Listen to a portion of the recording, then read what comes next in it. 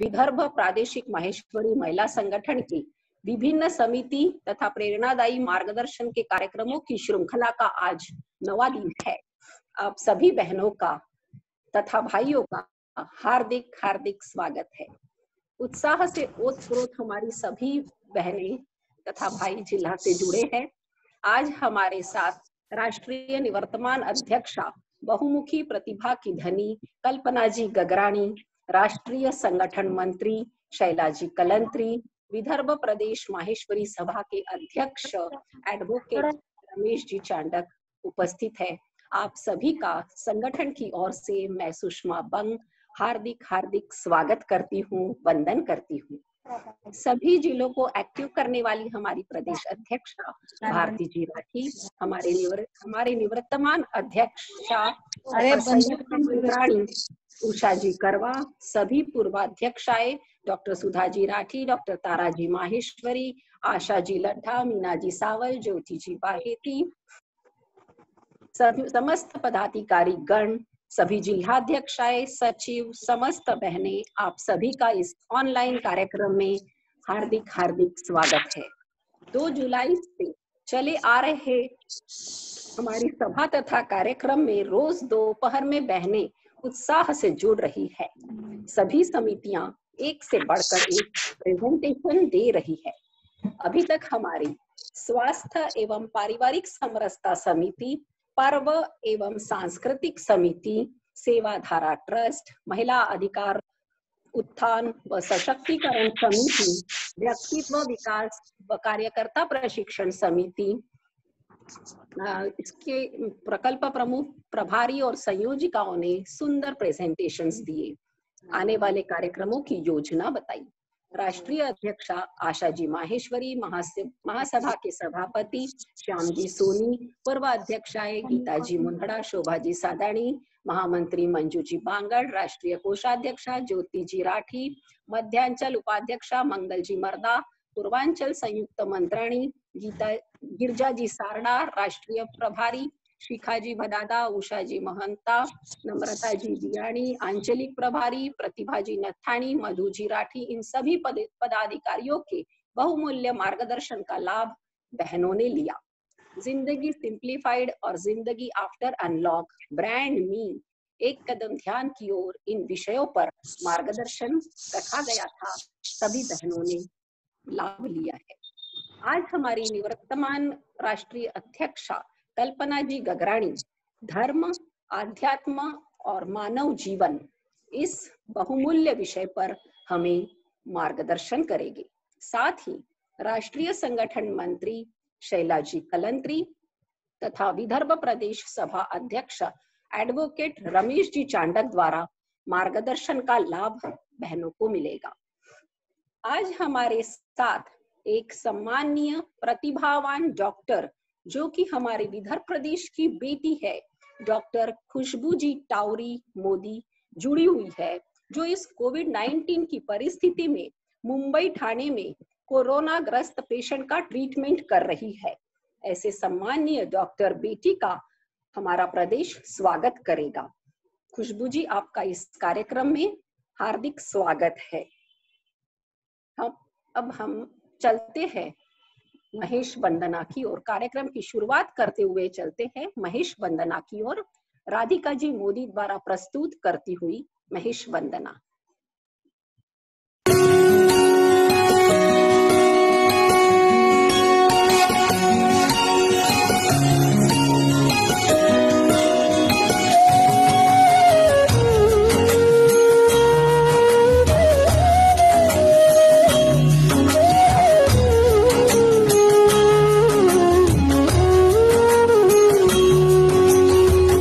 विधि वंदन करो तिहारो ढरदा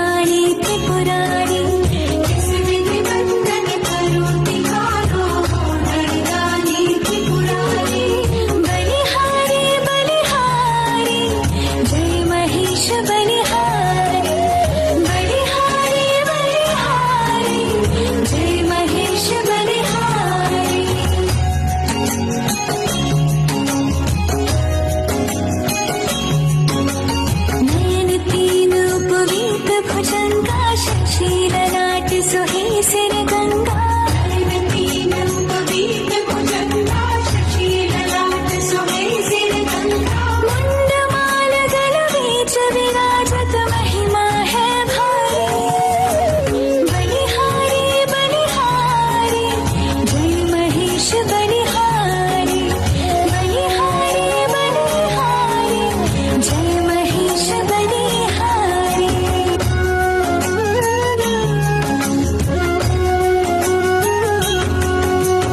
कर में डमरू त्रिशूल तिहारे कटी में हर बाघंबर धारे कर में डमरू त्रिशूल तिहारे कटी में हर बाघंबर धारे उमा सहित हिम शैल विराजत शोभा है न्यारी बलिहारी बलिहारी जय महेश बलिहारी बलिहारी बलिहारी जय महेश बलिहारी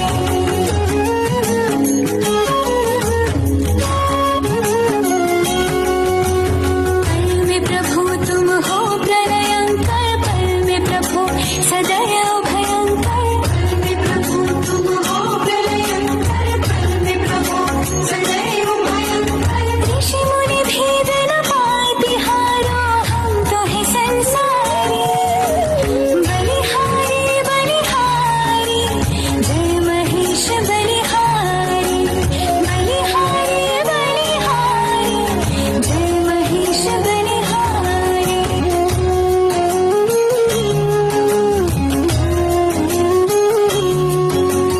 अगम निगम तब भेद न जाने ब्रह्मा विष्णु सदा शिव माने अगम निगम तब भेद न जाने ब्रह्मा विष्णु सदा शिव माने देवों प्रियो महादेव अब रक्षा करो हमारी बलिहारी बलिहारी जय महेश बलिहारी बलिहारी बलिहारी जय महेश बलिहारी बलिहारी बलिहारी जय महेश बलिहारी बलिहारी बलिहारी जय महेश बलिहारी बलिहारी बलिहारी जय महेश बलिहारी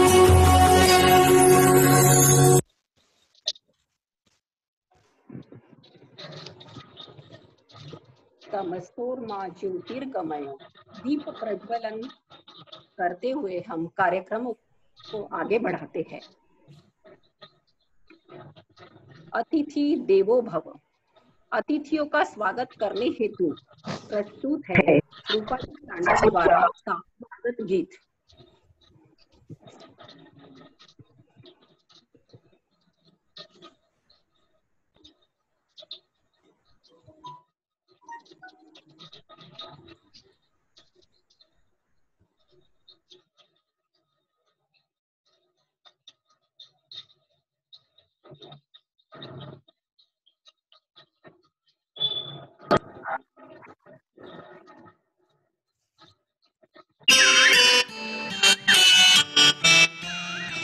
सभी स्नेहीजनों का नागपुर से रूपा चांडक का सादर जय श्री कृष्ण। आज पधारे अतिथि गण सब करते हैं हम अभिनंदन।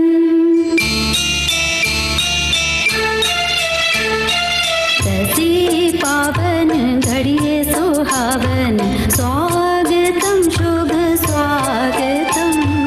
आज पधारे अतिथि गण सब करते हैं हम अभिनंदन। कैसी पावन घड़िए सुहावन स्वागतम शुभ स्वागतम।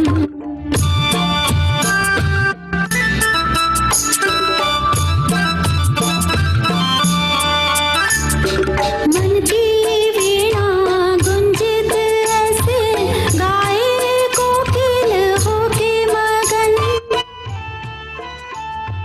मन की वीणा गुंजित ऐसे गाए कोकिल होके मगन। मंगल में है आज की बेला पुष्प सुमन से महके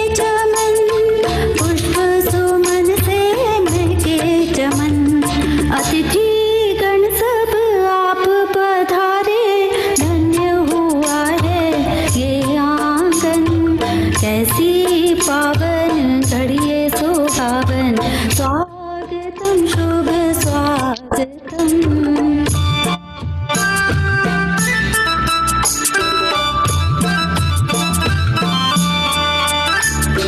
धरती गाए अंबर गाए, गीत खुशी के होके मगन।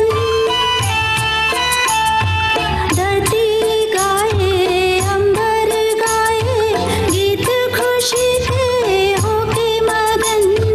पपिहा पिहु पिहु तान सुनाए, झूम उठाए अंतर मन, झूम उठाए अंतर मन। रस रंग घोले आपका आना, स्वागत में करें कौन जतन। कैसी पावन घड़िए सुहावन, स्वागतम शुभ स्वागतम। आज पधारे अतिथि गण सब, करते हैं हम अभिनंदन। कैसी पावन घड़िए सुहावन, स्वागतम शुभ स्वागतम। कैसी पावन घड़िए सुहावन, स्वागतम शुभ स्वागतम। धन्यवाद रूपा जी। प्रदेश अध्यक्षा भारती जी राठी से नम्र निवेदन, वे अपने उद्बोधन। धन्यवाद सुषमा जी।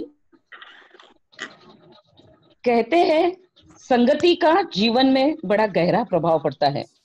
व्यक्ति की अच्छी संगति से उसका स्वयं का परिवार तो अच्छा होता ही है, साथ में उसका प्रभाव समाज व राष्ट्र पर भी गहरा पड़ता है। तो आइए, आज हमें सुअवसर प्राप्त हुआ है सत्संगति पाने का, जो है अपनी सारगर्भित अभ्यासु वृत्ति से किसी भी विषय का ज्ञान अपनी वाक पटुता द्वारा देकर अपने विचारों से सभी को मंत्र मुग्ध करने वाली और सभी के दिलों पर राज करने वाली राष्ट्रीय निवर्तमान अध्यक्षा आदरणीय कल्पना जी गगरानी, आपका विदर्भ प्रदेश में हार्दिक हार्दिक स्वागत है। साथ ही में अत्यंत सौम्य एवं सरल स्वभाव की धनी हमारी राष्ट्रीय संगठन मंत्री आदरणीय शैला जी कलंत्री तथा विदर्भ प्रादेशिक माहेश्वरी संगठन के अध्यक्ष माननीय श्री रमेश जी चांडक, और आज हमारे साथ जुड़ी है एक सम्मान योग्य व्यक्तिमत्व। इस कोविड-19 की भयावह परिस्थिति में कोरोना मरीजों की वॉरियर का कार्य, कोरोना मरीजों की सेवा कर वॉरियर का कार्य करने वाली वर्धा जिले की ही हमारी बेटी डॉक्टर खुशबू परमानंद जी टावरी मोदी, जो ठाणे मुंबई से है। आपका हार्दिक हार्दिक अभिनंदन। प्रदेश के सभी पूर्व अध्यक्षाएं डॉक्टर सुधा जी, डॉक्टर तारा जी, आशा जी, मीना जी, ज्योति जी, उसी के साथ प्रदेश की निवर्तमान अध्यक्षा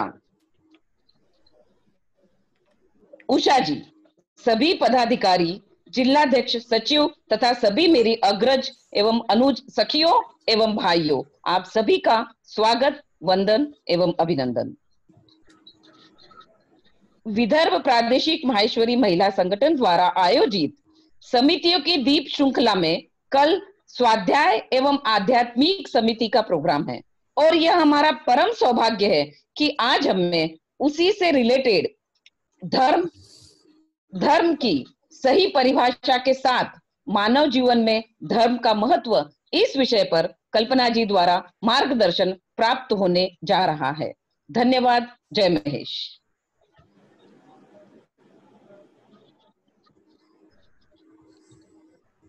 सुषमा जी। अब मैं निवेदन करती हूँ नीलिमा जी मंत्री से, वे राष्ट्रीय निवर्तमान अध्यक्षा कल्पना जी गगरानी का परिचय कराए। हेलो, आवाज आ रही? हाँ। कुछ लोगों के कार्य ऐसे होते हैं जो शब्दों में बखान के नहीं होते मोहताज, ना ही होते हैं बहनों वह तालियों के मोहताज। उनके कार्य के प्रति लगन और कार्यशैली ऐसी होती है जो बना देती है उन्हें सरताज, ऐसे ही व्यक्तित्व का परिचय की जवाबदारी आज मुझ पर मेरे विदर्भ अध्यक्षा भारती दीदी ने मुझ पर सौंपी है। धन्यवाद भारती दीदी। मेरे शब्द उनके व्यक्तित्व के साथ कितना न्याय कर पाएंगे यह मैं नहीं जानती, अल्पसा प्रयास कर रही हूँ। कल्पना आंटी ने आपके वजह से पिछले सत्र में मैं राष्ट्रीय संगठन से जुड़ पाई और बहुत कुछ सीखने का प्रयास भी किया। धन्यवाद आंटी। कल्पना जी, आपको सामाजिकता विरासत में मिली है। आप स्वतंत्रता संग्राम सेनानी सर पुरुषोत्तम दास जी राठी की ज्येष्ठ पुत्री है। कल्पना जी, आप बचपन से ही मेधावी छात्रा थी जिन्होंने HSC BA MA में गोल्ड मेडल प्राप्त किए हैं। PhD के लिए नेशनल फेलोशिप प्राप्त की है। आप पहली महिला यूनिवर्सिटी प्रेसिडेंट बनी है। आप table tennis, lawn tennis, badminton, swimming, athletics जैसे राज्य स्तरीय खिलाड़ी रह चुकी है। इतना ही नहीं तो आपने भाषण, डिबेट, परिसंवाद, क्विज में अनेक नेशनल अवार्ड भी प्राप्त किए हैं। आपने कई नाटकों का लेखन एवं निर्देशन भी किया है। साथ ही आपने सामाजिक सांस्कृतिक विषयों पर 150 से अधिक व्याख्यान देश विदेश रेडियो टीवी के माध्यम से इंटरव्यू ले चुकी है। आपको खेलों के साथ साथ सांस्कृतिक कलाओं में भी काफी रुचि रही है। आपने कथक नृत्य शैली निरंतर 7 वर्ष तक अध्ययन किया और नेशनल स्कूल ऑफ ड्रामा के स्कूल एक्टिंग में भी डिप्लोमा प्राप्त की है। आपने कई कार्यक्रमों में स्टेज शो उत्कृष्ट संचालन भी किया है। आपको कुकिंग, पेंटिंग में रुचि है तो एम्ब्रॉयडरी में 3 बार नेशनल अवार्ड ले चुकी है। आपने कल्पित गृह उद्योग नाम से आपके क्लासेस चलाते रही है। आपको स्वतंत्र पत्रकारिता हेतु नारी रत्न पुरस्कार से सम्मानित भी किया है। आप सन 2014 में मुंबई यूनिवर्सिटी से प्रोफेसर पद से रिटायर हुई है। आप महिला संगठन में सांस्कृतिक सचिव, उपाध्यक्ष, प्रोजेक्ट इंचार्ज, महामंत्री, राष्ट्रीय माहेश्वरी महिला संगठन की डायनामिक प्रेसिडेंट पद विभूषित करते हुए निवृत्तमान राष्ट्रीय अध्यक्षा है। वर्तमान में आप कल्पना क्रिएशंस के माध्यम से हर आयु वर्ग के लोगों के लिए जियो तो ऐसे जियो नामक प्रोग्राम चलाती है जिसमें जीने की कला सिखाई जाती है। तो बहनों, हम बहुत खुशनसीब है जो ऐसे बहुआयामी व्यक्तित्व की धनी कल्पना जी गगरानी का मार्गदर्शन पाएंगे। 2 लाइन के साथ मैं कल्पना जी को बुलाती हूँ। खिल गया यह झूम प्रांगण आपके आने से, आप हम मिले धर्म, अध्यात्म, मानव जीवन के व्यक्तित्व के बहाने से काफी कुछ ध्यात होगा आपकी वाणी के विचार से। तालियों के साथ आमंत्रित करती हूँ दिल के गहराइयों से। धन्यवाद।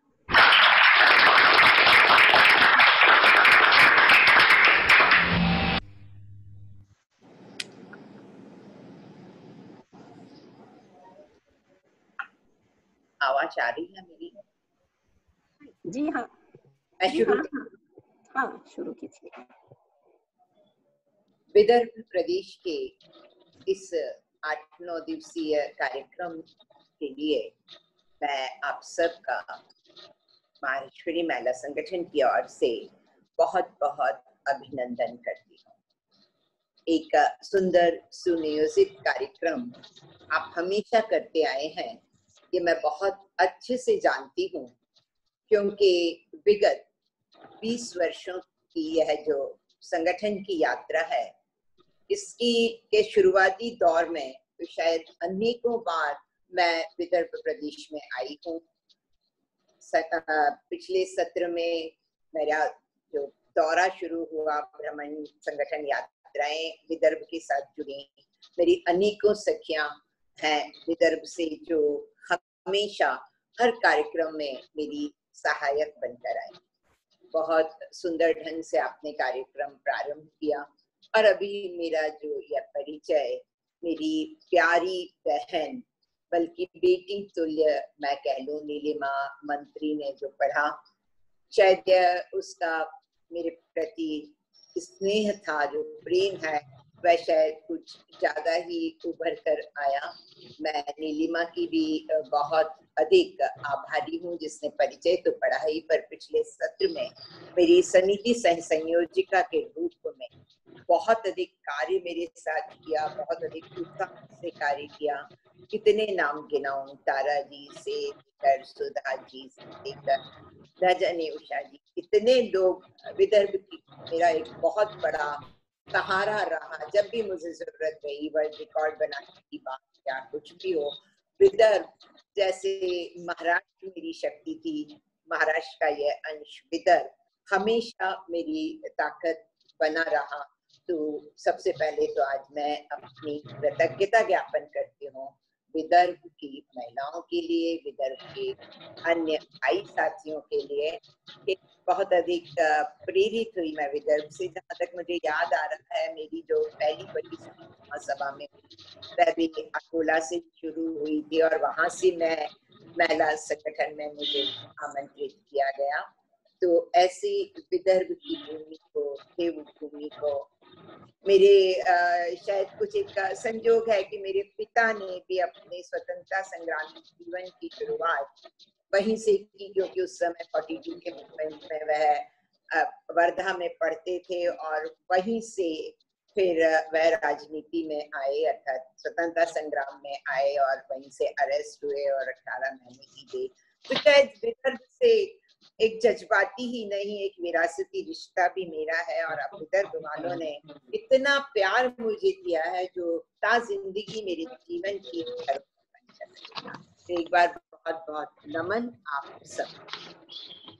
अभी मुझे पता पड़ा कि कल आपकी स्वाध्याय का कार्यक्रम है, और आज मेरा विषय भी आपने वही दिया है।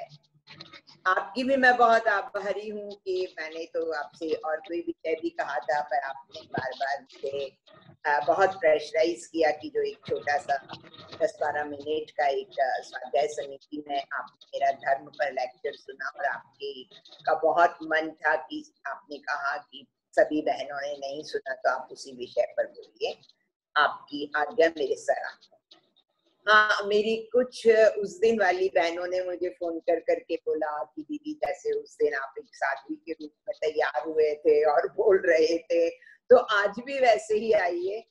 तो उसके लिए क्षमा चाहती हूँ। क्या हुआ है कि मेरे बच्चों को, बेटे बहुओं को डर लगने लगा कि मम्मी कहीं सच में साध्वी ना हो जाए, तो उन्होंने मुझे मना कर दिया। तो आपकी वह इच्छा मैं पूरी नहीं कर पाई, उसके लिए माफ। खैर, आदमी का व्यक्तित्व और पहनावा उसकी विषय से जुड़ी पहचान नहीं होती है, उसकी विषय से जुड़ी पहचान उसकी भावनाएं होती हैं, उसकी सोच। धर्म, स्वाध्याय और मानव जीवन, आइए कुछ इस विषय पर बात करें। बात बहुत गहन है, बहुत विस्तृत है, कुछ चीजों को हम छूना चाहेंगे।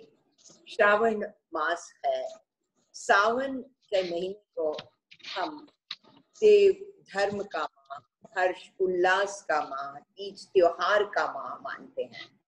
और हमारे तो सारे ही तीज त्योहार हमारे धार्मिक अनुष्ठानों से जुड़े होते हैं। शंकर की संतान, शंकर से उत्पन्न हम सावन मास को शंकर का मास, पार्वती का मास मानते हैं। वैष्णव हम इसे अपनी वैष्णव वैभव परंपरा से पारित करते हैं। पर क्या जिसे हम धर्म कहते हैं वही धर्म है, या वास्तविक रूप से धर्म क्या है, क्यों है, कब से आया है, यह भी हम जानना बहुत अधिक जरूरी है। आप कहेंगे धर्म में यह सारी चीजें कहाँ से आई? तो हिंदुस्तान अपनी नवधा भक्ति के कारण जाना जाता है। हमारे यहाँ 9 तरह की भक्ति का प्रयोजन है। रामचरितमानस में शबरी में राम जी ने शबरी को नवधा भक्ति सिखाई। तो यह नवधा भक्ति क्या है जो हम और आप करते हैं अलग अलग तरह से? पूजा पाठ है, कंठी जपना है, किताब पढ़ना है, श्लोक बोलना है, अर्थात मंत्रण, उच्चारण, चैंटिंग, रीडिंग, यह तमाम तरह की प्रक्रिया धार्मिक अनुष्ठान कर्मकांड है। पर जैसे हम बचपन में आ बोलते हैं, जब वो सीख जाते हैं तो हम वाक्य बोलने लगते हैं, वाक्य सीख जाते हैं तो कविता करने लगते हैं, महाकाव्य करने लगते हैं। तो धर्म में भी हमें उसी तरह कदम कदम बढ़ना चाहिए। और अब मैं मानती हूँ कि अब हमारी बहनें इतनी शिक्षित विचारवान हो गई हैं कि अब उन्हें मात्र किताब पढ़ने या केवल जाप करने की जरूरत नहीं, कि अब वह उन्हें समझ। क्यों समझना जरूरी है, आइए इस पर थोड़ी विवेचना करें। धर्म अनादि नहीं है, व्यक्ति से पहले धर्म नहीं हुआ। विकासवादी सिद्धांत के तहत आपने बचपन से पढ़ा होगा या जाना सीखा होगा कि कैसे हम धीरे धीरे विकसित हुए। आपने पढ़ा नहीं होगा तो कम से कम जो हमारी दशावतार की थ्योरी है उसे तो आप जानते हैं, कैसे मत्स्य अवतार से हम ने कृष्ण अवतार तक विकास किया, यह विकास था। तो इस तरह हम पहले जलचर हुए, मछली के रूप में हुए, जलचर से खलचर हुए, नभचर हुए, और फिर कैसे विकास बढ़ता गया कि पहला अवतार हुआ, नरसिंह अवतार हुआ, अर्थात पहले आधे जानवर आधे आदमी रहे, फिर छोटे व्यक्ति बने, उसके बाद व्यक्ति तो बने जिसमें शक्ति थी पर विवेक नहीं था, राम में विवेक था, कृष्ण में आकर विवेक के साथ चतुराई हुई। तो यह विकास हुआ मानव सभ्यता का। तो इसी तरह हम महिलाओं का भी विकास हुआ है। पहले पर्दे की चार दीवारी में थे और आज इतना सब कुछ जानते हैं, पूरे विश्व को हम समझ रहे हैं। तो फिर हमारा जब विकास हुआ है तो हमें बहुत कुछ जानना है। व्यक्ति कंदराओं में रहता था, पशु पक्षियों को मारकर खाना खाता था। व्यक्ति का दिमाग उसे अन्य जानवरों से अलग करता है, और यह दिमाग की जो है, जो विकास का कारण बना, वही अविनाश का भी कारण बना। उसी ने उसे बहुत से दुर्गुण भी सिखाए। जब व्यक्ति जंगलों से जानवर मारकर लाता था तो जो कुछ बलशाली लोग हुए, उन्हें लगा हमें क्या जरूरत है अंदर जाकर जानवरों को मारने की, खतरा था कि जानवर भी हमें मार सकता है। तो जब कमजोर आदमी अपना शिकार लेकर आते थे, जब वह जंगल से बाहर आते कंदरा के पास, तो यह शक्तिशाली व्यक्ति उनसे उनका शिकार छीन लेते। और इस तरह ताकतवर और कमजोर, माइट इज राइट, जिसकी लाठी उसकी भैंस, जंगल का राज, यह सब होने लगा। कमजोर आदमी डरने लगा। जैसे आपने बचपन में या आदमी पोते पोतियों को एक कहानी सुनाते होंगे कि कैसे सारे कमजोर जानवर इकट्ठे हुए और उन्होंने शेर से कहा, राजा हम एक एक करके आएंगे, तो एक एक दिन हमको खा लिया कर, रोज शांति से जीने दे। और शेर तैयार हो गया। कहते हैं इसी तरह एक सोशल कॉन्ट्रैक्ट हुआ। समाज शास्त्र में इसे बहुत बड़ी चीज मानी जाती है कि सब कमजोर इकट्ठा हुए और उन्होंने इन शक्तिशालियों को अपने कुछ राइट, कुछ अधिकार दे दिए। उसके बदले में उन्होंने कहा कि हम तुम्हारे सारे काम करेंगे और तुम इसके बदले में हमें प्रोटेक्शन दो। आपको लगेगा ये कैसे संभव हो सकता है? संभव हुआ ना। प्रथम विश्व युद्ध और द्वितीय विश्व युद्ध के बाद यूएन और यूएनओ बना। क्या बना यूएनओ? 5 उस समय के 4 और अब के 5 प्रगतिशील ताकतवर देशों को हमने, बाकी हम सब छोटे देशों ने सुपर पावर दे दिया, वीटो राइट दे दिया कि भाई आपको हम वीटो देते हैं, ये संसार आपको चलाना है, और उसके बदले में वो आपके छोटे छोटे काम, जैसे वर्ल्ड बैंक है, यूनेस्को है, यूनिसेफ है, अभी आप जो देख रहे हैं WHO, वर्ल्ड हेल्थ ऑर्गेनाइजेशन, ये छोटी छोटी चीजें आपको दे रहा है और आपने बड़े पावर उनको दी। ठीक इसी तरह सोशल कॉन्ट्रैक्ट हुआ कि उन्हें दे दिया। अब कुछ समय तक जैसे होता है कोई व्यवस्था चलती है, बड़ी अच्छी चलती है, फिर थोड़े थोड़े फिर बाद में आदमी का दिमाग फिर उसमें अपनी कुछ चीज घुसाता है। तब यह किसी से डरे नहीं, ये जो सुपर पावर है। तब इन्हें कौन डराए? कमजोर आदमी तो शक्तिशाली से डर रहा है, शक्तिशाली को कौन डराए?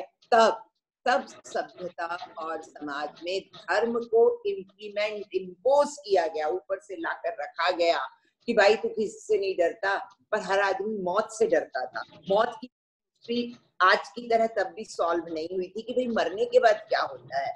तो इन कमजोरों ने उस चीज का फायदा उठा के बुलाया कि मरने के बाद तुझे ईश्वर को जवाब देना पड़ेगा, और तब ईश्वर का भय समाज में स्थापित कर दिया गया, जो एक समकालीन व्यवस्था थी। धर्म ग्रंथ या हमारे, अब जब हम यदि हिंदुस्तान की संस्कृति की ओर, तो क्योंकि हमारी संस्कृति सनातन है, हम सबसे पुराने हैं।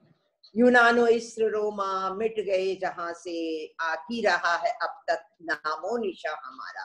तो बाकी जो पुरानी सभ्यताएं थी जो हमारे साथ विकसित हुई थी वह मिट गई, पर क्योंकि हम हैं इसलिए हमारे पास सनातन धर्म की एक विशुद्ध परंपरा है। इसलिए हमारे पास अनेकों ग्रंथ हैं जिन्हें हम वेद कहते हैं, फिर उपनिषद हैं, पुराण है, अध्याय है, ऐसी अनेकों चीज हैं क्योंकि यह बहुत पुरानी परंपरा है। तो वेद क्या है? वेद धर्म ग्रंथ नहीं है, वेद लाइफ स्टाइल ग्रंथ है। हमारे यहाँ पर क्योंकि धीरे धीरे हम धर्म भीरू हो गए, इसलिए हमारे ऋषि मुनियों ने, क्योंकि देखिए कि ये व्यक्ति दिमाग से चलता है तो हर कोई जानता है कि कौन को किस चीज से दबाया जा सकता है, किसको किस चीज से डराया जा सकता है। और धर्म की तो उत्पत्ति ही डराने के भय से हुई थी, तो उन्होंने हर चीज को जो उन्हें कमानी थी वह धर्म से जोड़ दी। आज भी जो कि ना कि हम जितने काम धर्म के नाम पे कर रहे हैं, क्या वह धार्मिक है या वह आइदर वैज्ञानिक है या वह सोशल साइंस से जुड़े हुए हैं। आप तुलसी में जल चढ़ाइए, आप सूर्य को अर्घ दीजिए, ये आपके स्वास्थ्य से जुड़े हैं। आज तो आपने जान रहे हैं कि जितनी देर आप तुलसी में एक लोटा जल चढ़ाते हैं उतनी देर जो तुलसी की हवा होती है वो आपको डिटॉक्सिन करती है। सूर्य में जल चढ़ाते हैं, जितनी देर आप सूर्य को अर्घ देते हैं उससे जितना जो किरण मिलती है उतना विटामिन डी आपके लिए भरपूर होता है। तो पर हमारे गुरुओं ने कितनी होशियारी की कि उन्होंने इसको धर्म से जोड़ दिया, हर चीज को जोड़ दिया। ये करने से लक्ष्मी आती है, शाम को परंडे पे दिया जलाओ, तुलसी में दिया जलाओ, घर में लक्ष्मी आती है। भैया लक्ष्मी तो सबको चाहिए थी, तो वो भूल गया। ऐसे यदि आपसे मैं कहूँ या आज आपसे कहें कि आज स्ट्रीट लाइट नहीं लगाएंगे, अपनी बालकनी की रोशनी जला के रखिए, बल्ब जला के रखिए, तो आप कहेंगे इतना ज्यादा इलेक्ट्रिक बिल आता है। आप उन लोगों को कहते कि भाई राहगीर निकलता है, उसको थोड़ा सा प्रकाश चाहिए, तो तुलसी में दिया जला दो, क्योंकि तुलसी आंगन में होती थी। तो आप कैलकुलेट करते, एक महीने 1 किलो, 12 महीने में 12 किलो, 1 साल में इतना किलो तेल जल जाएगा, हम क्यों जलाएं। तो हमारे धर्मगुरुओं ने जोड़ दिया कि भैया समृद्धि आएगी, अब लक्ष्मी किसको नहीं चाहिए, आप बिना नागा दिया लगाने लगे। तो इस तरह एक सुंदर भाव हमेशा धर्म के साथ जुड़ा रहा और धर्म इस तरह आगे बढ़ता गया। पर विडंबना और व्यक्ति के दिमाग की उपज की जो धर्म व्यक्ति को भय से बचाने के लिए, लोगों को अत्याचार रोकने के लिए बनाया गया था, जो धर्म शांति के लिए बनाया गया था, अच्छी व्यवस्था के लिए बनाया गया, विश्व में उसी धर्म के नाम पे सबसे ज्यादा लड़ाई झगड़ा, सबसे ज्यादा खून खराबा हुआ है। आदिकाल से हुआ, आज भी हो रहा है। आज भी हम क्या हमारे देश में धर्म का नंगा नाच नहीं देख रहे? एक तरफ जिहाद है, एक तरफ आतंकवाद है, एक तरफ सनातन है, एक तरफ गाय है। ये सब क्या धर्म है? तो धर्म को लेकर सबसे ज्यादा राजनीति, और राजनीति की सबसे बुरी कूटनीति हमेशा धर्म के साथ। फिर व्यक्ति है, ईगो। आप संगठन में काम करते हैं, काय के लिए आए थे संगठन में? कि हम सब राजस्थान के रहने वाले दूसरे प्रदेशों में जाके रहते हैं जहां हमारा अपना कोई नहीं है, इसलिए हमने संगठन बनाया कि हम एक समुदाय के लोग एक साथ रहें। शुरू में हम बड़े एक साथ रहे, सबको जोड़ते थे। गांव में कोई आता था परिवार तो उसके यहाँ सब मिलकर उसको जोड़ने जाते थे। अब जब बहुत ज्यादा जुड़ गए तो क्योंकि हम व्यक्ति हैं इसलिए अहम की लड़ाई होने लगी। मैं बड़ी कि तू बड़ी, ये पद मुझे मिलना चाहिए कि उससे मिलना चाहिए, मेरी कुर्सी लगना चाहिए कि उसकी कुर्सी लगना चाहिए, और मेरी कुर्सी नहीं लगी तो ले बेटा मैं निकली अलग। अच्छा मैं अलग निकली तो मैं अकेली थोड़ी निकलूंगी, कि थोड़ी बुद्धू हूँ। मैं अपने 15-20 ग्रुप को लेके बाहर निकल गई और मैंने दूसरा बना लिया। तो बड़ा सामान्य है ना। तो इसी तरह धर्म भी बढ़ता गया। क्रिश्चियनिटी है तो रोमन कैथोलिक एंड प्रोटेस्टियन में बढ़ गई, वो बौद्ध है तो हीनयान महायान में बढ़ गए, वो यदि जैनी है तो श्वेतांबर, दिगंबर, पीतांबर कितने में बढ़ गए, और हम भी तो कितना बढ़ गए। क्योंकि जब विस्तार हुआ तो हमारे ही धर्म का 2 रूप हो गया। आज मैंने आपको इसलिए धर्म और स्वाध्याय, मेडिटेशन, ये जो अलग अलग प्रकार हैं, आप कहेंगे ये मेडिटेशन वर्ड पश्चिम से आया, इंग्लिश शब्द है, तो वहां से हमने मेडिटेशन सीखा? बिल्कुल। जब हमारे यहाँ लोग पढ़ने लगे, आप कहते हैं ना कि सुख में सुमिरन सब करे और दुख में करे ना कोई, तो जब दुख आया 9वीं 10वीं शताब्दी में, जब आताइयों के आक्रमण हो रहे हैं, हिंदुस्तान के राजवंश कमजोर हो गया, कोई राजा नहीं बचा, कोई सत्ता नहीं बची, 5वीं शताब्दी के बाद, गुप्त वंश के बाद कोई प्रतापी राजा ही नहीं हुआ इस देश में, और विदेशियों के आक्रमण होते रहे, तो किससे बोले? प्रजा को भरोसा अपने राजा पर होता है कि उसका राजा उसके लिए सब कर देगा, और जिस दिन राजा से भरोसा उठता है तब केवल ईश्वर पर भरोसा होता है। तो उस काल में भक्ति बहुत ज्यादा हो गई। 9वीं 10वीं आज आप उठाकर देखें तो ये वही काल है जब महाराष्ट्र में संत ज्ञानेश्वर हुए, जब मीरा हुई, जब गुरु नानक हुए, तुलसी हुए, सूर हुए, कबीर हुए, पूरा का पूरा हिंदुस्तान भक्ति भक्ति भक्ति में रच गया।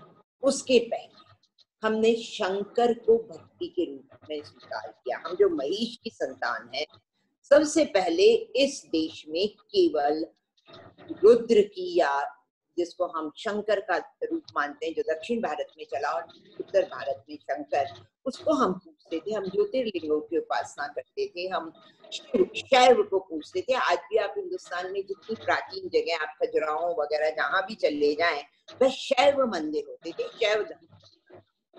तभी बुद्ध का भी जब बहुत लोग चीजों में आ जाते हैं, भक्ति में आते हैं, तब जो मैंने कहा ईगो वाली बात, हर अपना अपना रास्ता ढूंढते हैं। तब इस्लाम आ चुका था, उनके भी शिया, सुन्नी, सूफी अलग अलग प्रकार हो गए।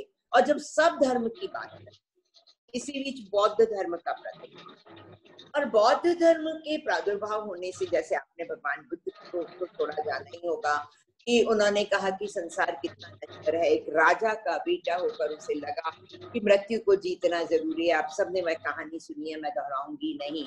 और जब बौद्ध भिक्षुक बन गए, बौद्ध विहार हो गए, सब दुनिया से अलग अलग जाने लगे, उन्हें लगा ये दुनिया बेकार है, बस हमारा जन्म निर्वाण प्राप्त हो गया। अब बताइए, यदि ऐसा होता तो यह पृथ्वी कैसे चलेगी? और तब हिंदू धर्म की एक इतनी बड़ी देन हुई, दक्षिण से एक ब्राह्मण उठता है जिसे आज हम आचार्य शंकर के रूप में, शंकराचार्य के रूप में जानते हैं, जिन्होंने महसूस किया कि इसी तरह सब पृथ्वी का पलायन करते रहे, यदि साधु बन गए, यदि संतति पैदा नहीं की। आप सोचिए कि आज यदि हमारे बच्चे कह देते कि भाई बस एक बच्चा बहुत, या कुछ कह देते कि हमें तो बच्चा ही नहीं करना, तो हम कैसे डरे हुए हैं कि भैया नहीं करोगे तो ये वंश कैसे चलेगा, वंश छोड़ दो, ये धरती कैसे चलेगी। तो तब उस चीज को शंकराचार्य जी ने महसूस किया, और तब दक्षिण से उत्तर भारत तक उन्होंने एक नई चीज, अब आपको यदि कोई विचार लाना है तो एक नई चीज लानी पड़ती है, और तब उन्होंने, हम हिंदुस्तान जो शंकर को मानता था, जो वैभवी नहीं था, त्रिकाल का राजा था पर धुनी रमा के रहता था, मृगछाल पहनता था, उसकी जगह भगवान विष्णु की भक्ति को प्रादुर्भावित किया, जिसके कारण आज हम सब अपने को वैष्णव कहते हैं। जहां उन्होंने बताया कि धनोपार्जन भी जरूरी है, जीवन का आनंद जरूरी है, और जीवन का विकास जरूरी है, गृहस्थाश्रम जरूरी है, पति पत्नी व्यक्ति का मिलन जरूरी है, और संतति जरूरी है। और इस तप से हम विष्णु की आराधना करने लगे। और विष्णु, अब जैसे ही समाज शंकर से विष्णु पर समर्पित हुआ, फिर वही चीज की ढेर सारे लोग, ईगो, राम और कृष्ण को हम 11वीं शताब्दी से पूछने लगे। जब हम पूछने लगे, उसी समय हिंदुस्तान में इस्लामिक आए थे, और क्योंकि सूफी हो गया था, सूफी अर्थात पलायनवाद ने, तब हमारे यहाँ पर जीवन का अर्थ जीवन छोड़कर जाना नहीं है। हिंदू संस्कृति कभी नहीं कहती पलायन कर जाओ। हमारे यहाँ तो 50 साल तक कहीं पूजा पाठ की भी बात नहीं की, कर्म को हमने सबसे बड़ा धर्म माना कि 50 तक पढ़ो, 50 तक खूब कर्म करो, जितना इस संसार का आनंद भोग सकते हो। गृहस्थ जीवन क्या है? हम खुद आनंद के लिए अपने बच्चों का इतने उत्साह से विवाह कराते हैं कि वह जीवन के सब तरह के भौतिक आनंदों को भोग पाए। पर 50 तक आते आते आप हम सब एक ही उम्र के हैं, बताइए ना, 50 तक कैसे लगता है ये ले लूं, ये ले लूं, ये खरीदूं, ये साड़ी, ये जेवर, ये घर। 50 के बाद थोड़ा लगता है इनकी जरूरत नहीं है, घबरा जाते हैं भौतिक सुखों की। यह एक बहुत बड़ी चीज है कि जब तक आपके पास नहीं होते तब तक अच्छे लगते हैं, जब तक एक जेवर नहीं है तब तक लगता है भगवान बस समझो कि ये कड़े बनवाने हैं। बनने के बाद थोड़े दिन खूब मटका लेते हैं, उसके बाद पड़े रहते हैं। तो भौतिक सुख थोड़े दिन में खत्म होता है, 50 तक आते आते शरीर थक जाता है। तब हमारे यहाँ कहा वल्लभाचार्य जी के बाद शंकराचार्य की इस परंपरा को फिर वल्लभाचार्य जी ने, रामानुजाचार्य जी ने, निम्बकाचार्य जी ने बहुत आगे बढ़ाया। तब राम को मानने वाले हुए, वल्लभाचार्य ने कृष्ण का पूजन कराया, तो रामानुजाचार्य जी राम का कराया। एक ही गुरु के यह संतान थे, पर धर्म के नाम पर हम इनमें भी लड़ने लगे। आपको मालूम है या नहीं, मैंने सुना भी है अपने परिवार में, क्योंकि मैंने देखा है मेरी दादी राम वाली, मेरी मम्मी वल्लभाचार्य वाली, तो भाभी कोई और, तो कैसे मतलब इतनी बातें होती कि ऊठी वैष्णव ऐसे बढ़ गए कि राम को मानने वाले कृष्ण के मंदिरों में नहीं जा रहे, कृष्ण को मानने वाले राम को नहीं जानने वाले, ये दोनों शंकर के। हमारी जो कई दादियां परदादियां हैं वो तो और गणगौर भी नहीं करती क्योंकि वो शंकर को नहीं मानती। तो इस तरह धर्म के नाम पर हम और इसी तरह बढ़ते रहेंगे। आज हिंदुस्तान में जो धर्म के नाम पर हो रहा है वह धर्म नहीं है, वह राजनीति की कूटनीति है। पर हम वैसे नहीं है, तो आइए हम समझे कि हमें धर्म को किस रूप में, हमें तो ना उसे राजनीति का हथियार बनाना, ना हमें कूटनीति करनी है, हमें तो उस धर्म को अपनाना है जो व्यक्ति को अच्छा बनाने के लिए हुआ।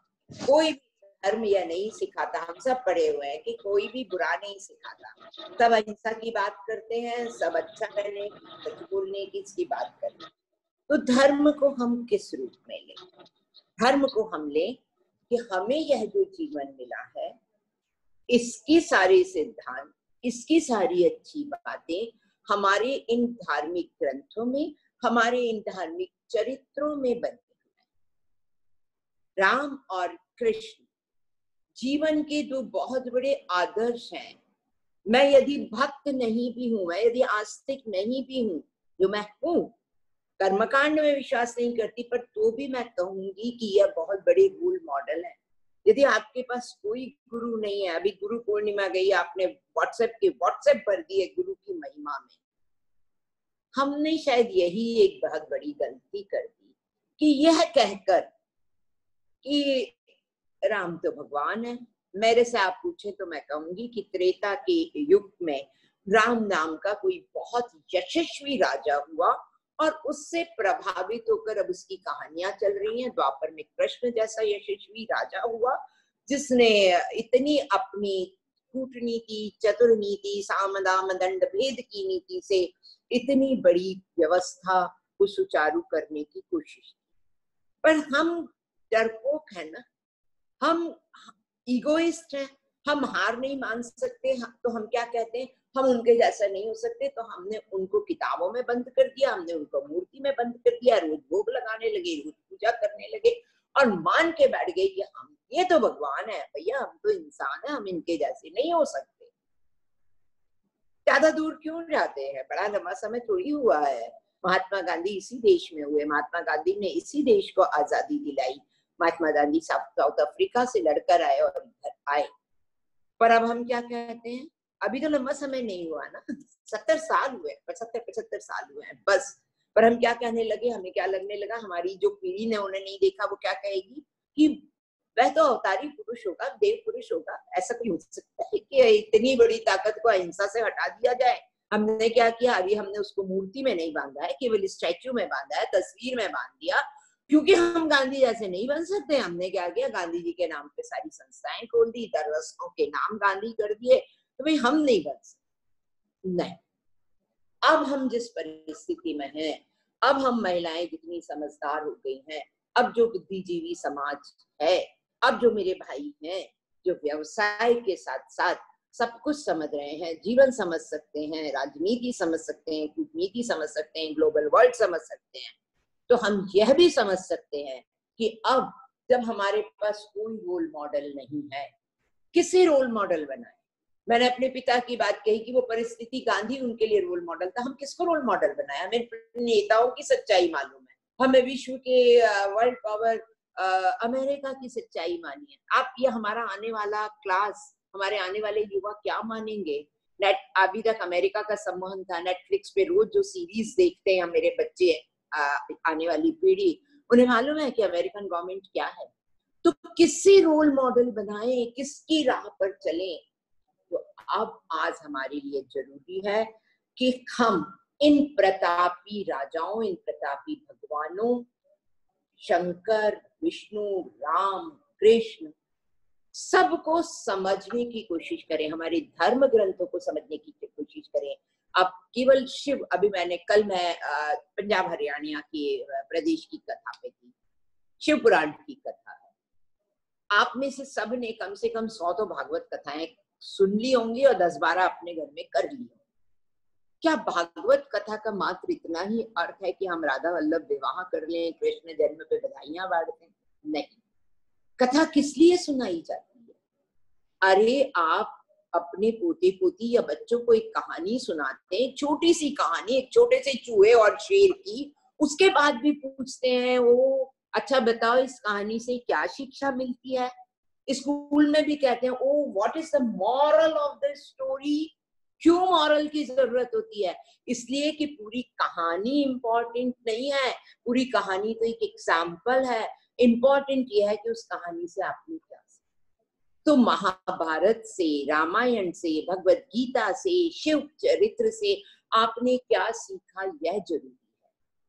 उसे सुनना मात्र जरूरी नहीं है। विवेकानंद ने कहा था कि लाइब्रेरी में बैठकर हजारों किताबों को पढ़ना इंपॉर्टेंट नहीं है, इंपॉर्टेंट यह है कि उन किताबों में पढ़ी हुई कितनी चीजों को आप अपने जीवन में उतारते हैं। तो धर्म को कितना आप अपने जीवन में उतारते हैं, यह जरूरी है। इसलिए बहनों, अब आप समझदार हो गई हैं। अब आप वल्लभाचार्य के पास जो महिलाएं गई कि अब 50 के बाद हम क्या करें, वल्लभाचार्य जी ने उनसे कहा, क्योंकि वो महिलाओं ने क्या किया था, जिंदगी भर बच्चे पैदा किए, 10, 11, 12, 15, 25 तक मैंने सुने हैं। मैं जानती हूँ एक हमारी काकी जी हैं जिनको 25 की माँ कहते हैं, मेरी मम्मी वगैरह। तो अब इसलिए वल्लभाचार्य जी क्या करते, तो उन्होंने कहा कि भगवान को, क्योंकि उनको केवल बच्चे पालना आता था, उन्होंने कहा भगवान को बच्चे के रूप में ले लो। इसलिए पुष्टि मार्गी सुबह उठकर भगवान को नहला रहे हैं, खिला रहे हैं, धुला रहे हैं, पहना रहे हैं, खिला रहे हैं, फिर सुला रहे हैं, फिर उठा रहे हैं। क्यों? क्योंकि उन्होंने उन महिलाओं के मन की शांति को उस धर्म में देखा। उन्होंने घर घर में मंदिर करवा दिए। क्यों? क्योंकि आताई मंदिर तोड़ रहे थे, लोग वल्लभाचार्य जी के पास बोले, वो बोले ठीक है मंदिर तोड़ देंगे ना, हमारे घर में आके भगवान तो नहीं तोड़ देंगे। किताबें जला रहे थे, तब आचार्य शंकर ने कहा कि भाई रट लो किताबों को। जितने उनके प्रताप वाली शिष्य थे सबको रटा दिया। आपको जाना है, आपने सरनेम सुने होंगे, चतुर्वेदी, त्रिवेदी, द्विवेदी, दुबे, क्या थे? अरे जिस लड़के ने 4 वेद याद कर लिए वो चतुर्वेदी बन गया। अब उसके वंशज चतुर्वेदी, जिसने 3 याद किए त्रिवेदी, 2 याद किए द्विवेदी। तो इस तरह कैसे अपने धर्म को हमारे पूर्वजों ने, हमारे धर्म गुरुओं ने बचाया। जैसी परिस्थिति हुई उसके अनुसार धर्म बदलता गया, उसका रूप बदलता गया। तो हम भी उसे उसी रूप में बदलें। धर्म का काम है जीवन को अच्छा बनाना। हम अब आज किस चीज की जरूरत है? आपको शांति की जरूरत है, आपको सुख की जरूरत है। आपके पास सब कुछ है फिर भी आपको जीवन में शांति नहीं मिल रही, उसकी जरूरत है। तो उसके लिए कहीं भटकने की जरूरत नहीं है। कहीं ये सो कॉल्ड बाबाओं की पास जाकर कि बाबा ने भभूत दे दी, बाबा जी ने गंडा बांध दिया, तावीज दे दिया, बाबा के दर्शन से सब होगा, कुछ नहीं। हाँ, यह आपको आत्मविश्वास देगा, यह आप में सेल्फ कॉन्फिडेंस लाके देगा। आप डर रहे हैं और आपको लगेगा कि मेरे कहाँ गंडा बंधा है, मुझे कुछ नहीं होगा। आप अकेले गिर गए हैं, आपकी कार एक्सीडेंट होने वाली है और आप शुरू हो जाते हैं जय जगन्नाथ ज्ञान गुण सागर। हनुमान जी आपको शक्ति देते हैं, विल पावर स्ट्रॉन्ग करते हैं। मैं कर्मकांड इसलिए कहती हूँ अच्छा है क्योंकि वह आपको इंस्पायर कर रहा है। आप कितनी, मैं संगठन में देखती हूँ हमारी कितनी बहनें, हमारे प्रोग्राम 12-12 बजे तक चलते हैं, पर कई बार मेरे रूम में रहती हैं कितनी बहनें 5 बजे 4 बजे उठकर अपना पूजा पाठ करके 7 बजे बिल्कुल रेडी।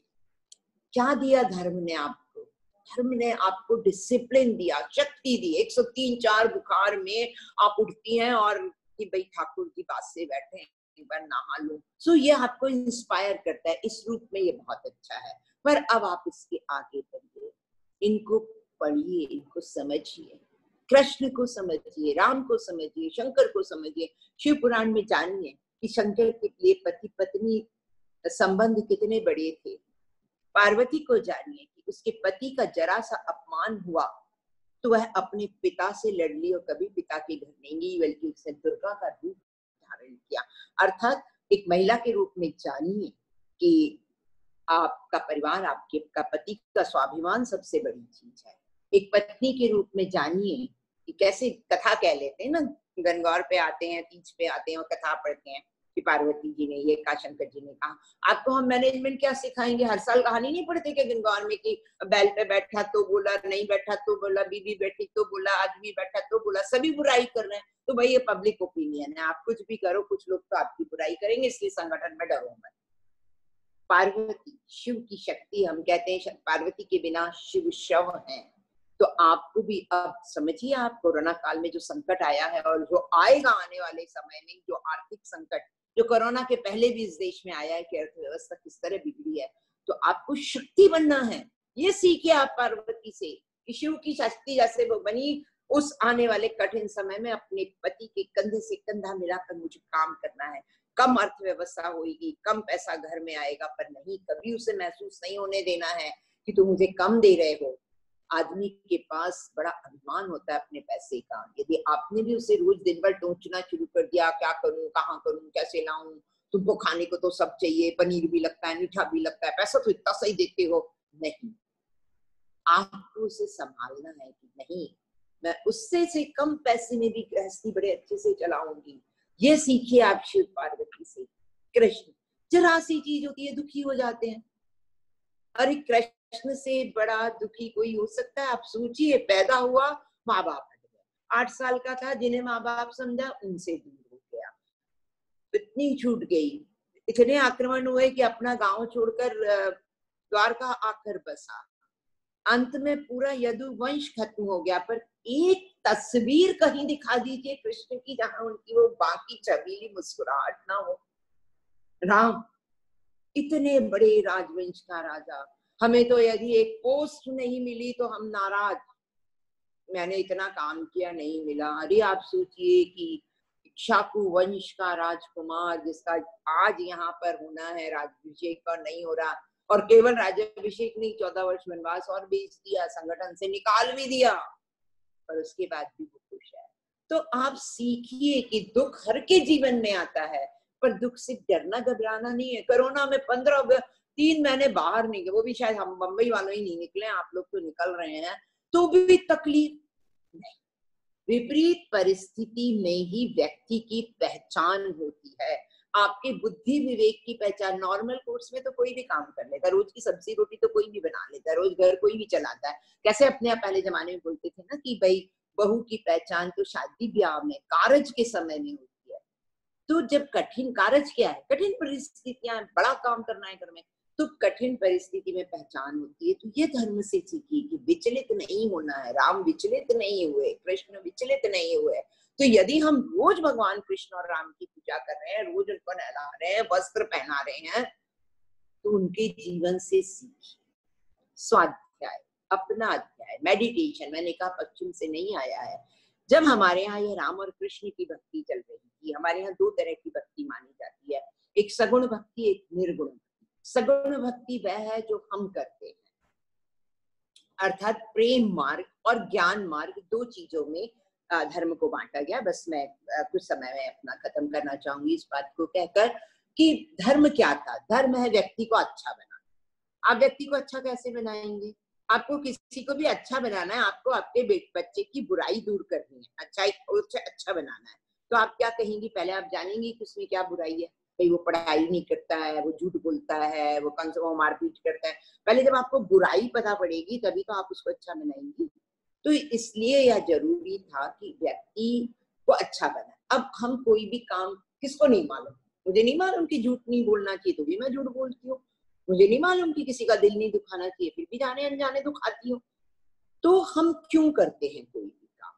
हम कोई भी काम तब करते हैं जब या तो वो हमारे दिल को अच्छा लगता है या वो हमारे दिमाग हमसे कहता है कि ये काम करो। अर्थात यदि आपको अच्छा बनना है तो आपको क्या करना पड़ेगा? दिल को कंट्रोल कीजिए या दिमाग को कंट्रोल कीजिए, और जो दोनों को कर लेता है वो बेस्ट हो जाता है। इसलिए यदि अच्छा बनना है तो या तो आप दिल से बनेंगे या दिमाग से बनेंगे, और बहुत अच्छा दोनों से बनेंगे। इसलिए प्रेम मार्ग हुआ दिल का मार्ग। प्रेम, जब हम प्रेम में होते हैं, जब हम किसी से प्रेम करते हैं तो हम उसका बुरा नहीं चाहते। जिससे प्रेम करते हैं उसका बुरा। यदि आपको मैं अच्छी लगती हूँ तो आप मेरा बुरा नहीं करेंगे यदि आप मुझसे प्रेम करते हैं। नीलुआ मुझसे प्रेम करती, कितना बढ़िया मेरा परिचय दी गई।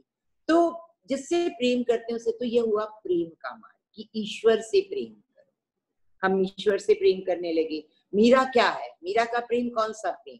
ईश्वरवादी प्रेम कहते हैं कि पति तो उनके राणा थे, पर आप उनके पद सुन लीजिए। मेरे तो गिरधर गोपाल दूसरो न कोई, जाके सिर मोर मुकुट मेरो पति होई। तो वो ईश्वर से प्रेम किया। आप ये मत समझना कि मीरा 11वीं शताब्दी में हुई। तो इतना प्रेम करो। अच्छा, अब फिर इसका दूसरा भाव होता है कि जब हम प्रेम में रहते हैं ना तो हम किसी का बुरा नहीं करते। आप अच्छे मूड में हैं, घर में आपको किसी ने कुछ बोल दिया, संगठन में कुछ बोल दिया, आपको कुछ नहीं लगेगा। पर आप नाराज मूड में हैं, जरा सा कोई कुछ बोल दे, देखो आप चिल्लाने लगते हो। कई बार आपको बच्चे नहीं बोलते, पापा का गुस्सा मेरे पे क्यों उतार रही हो? क्या है वो यही है कि बड़ास। तो जब आप यदि प्रेम करेंगे, जब आप ईश्वर से प्रेम करेंगे तो आप सबसे प्रेम करेंगे। इसलिए हम ईश्वर की प्रेम मार्ग की बात करें। पर उसी समय एक और चीज जो हिंदुओं के एकेश्वरवाद और इस्लाम का एक परमात्मा को लेकर, जिसे इस्लाम में सूफी कहा गया, हमने उसे निर्गुण कहा। कबीर ने और उनके जैसे बहुत लोगों ने उसका प्रयोग किया, और वही आज विदेशों से मेडिटेशन के रूप में आया, जिसका सिद्धांत है मन कब कंट्रोल होगा? जब आप दिमाग, आप सबको मालूम है कि ये सब काम अच्छे हैं, ये काम बुरे हैं, पर आप क्यों करते हैं? फ्रूट खाना अच्छा है, पानी पूरी खाना बुरा है, पर क्यों पानी पूरी खाते हैं? भाई हमारा दिल चाहता है। तो क्या हुआ कि आपको यदि बुराई से बचना है तो आपको दिल को अपने वश में रखना पड़ेगा। आपका दिल दिमाग के वश में होना चाहिए। और वो कैसे होगा उसका उन्होंने असर बताया कि तब वह होगा आपकी योग साधना से।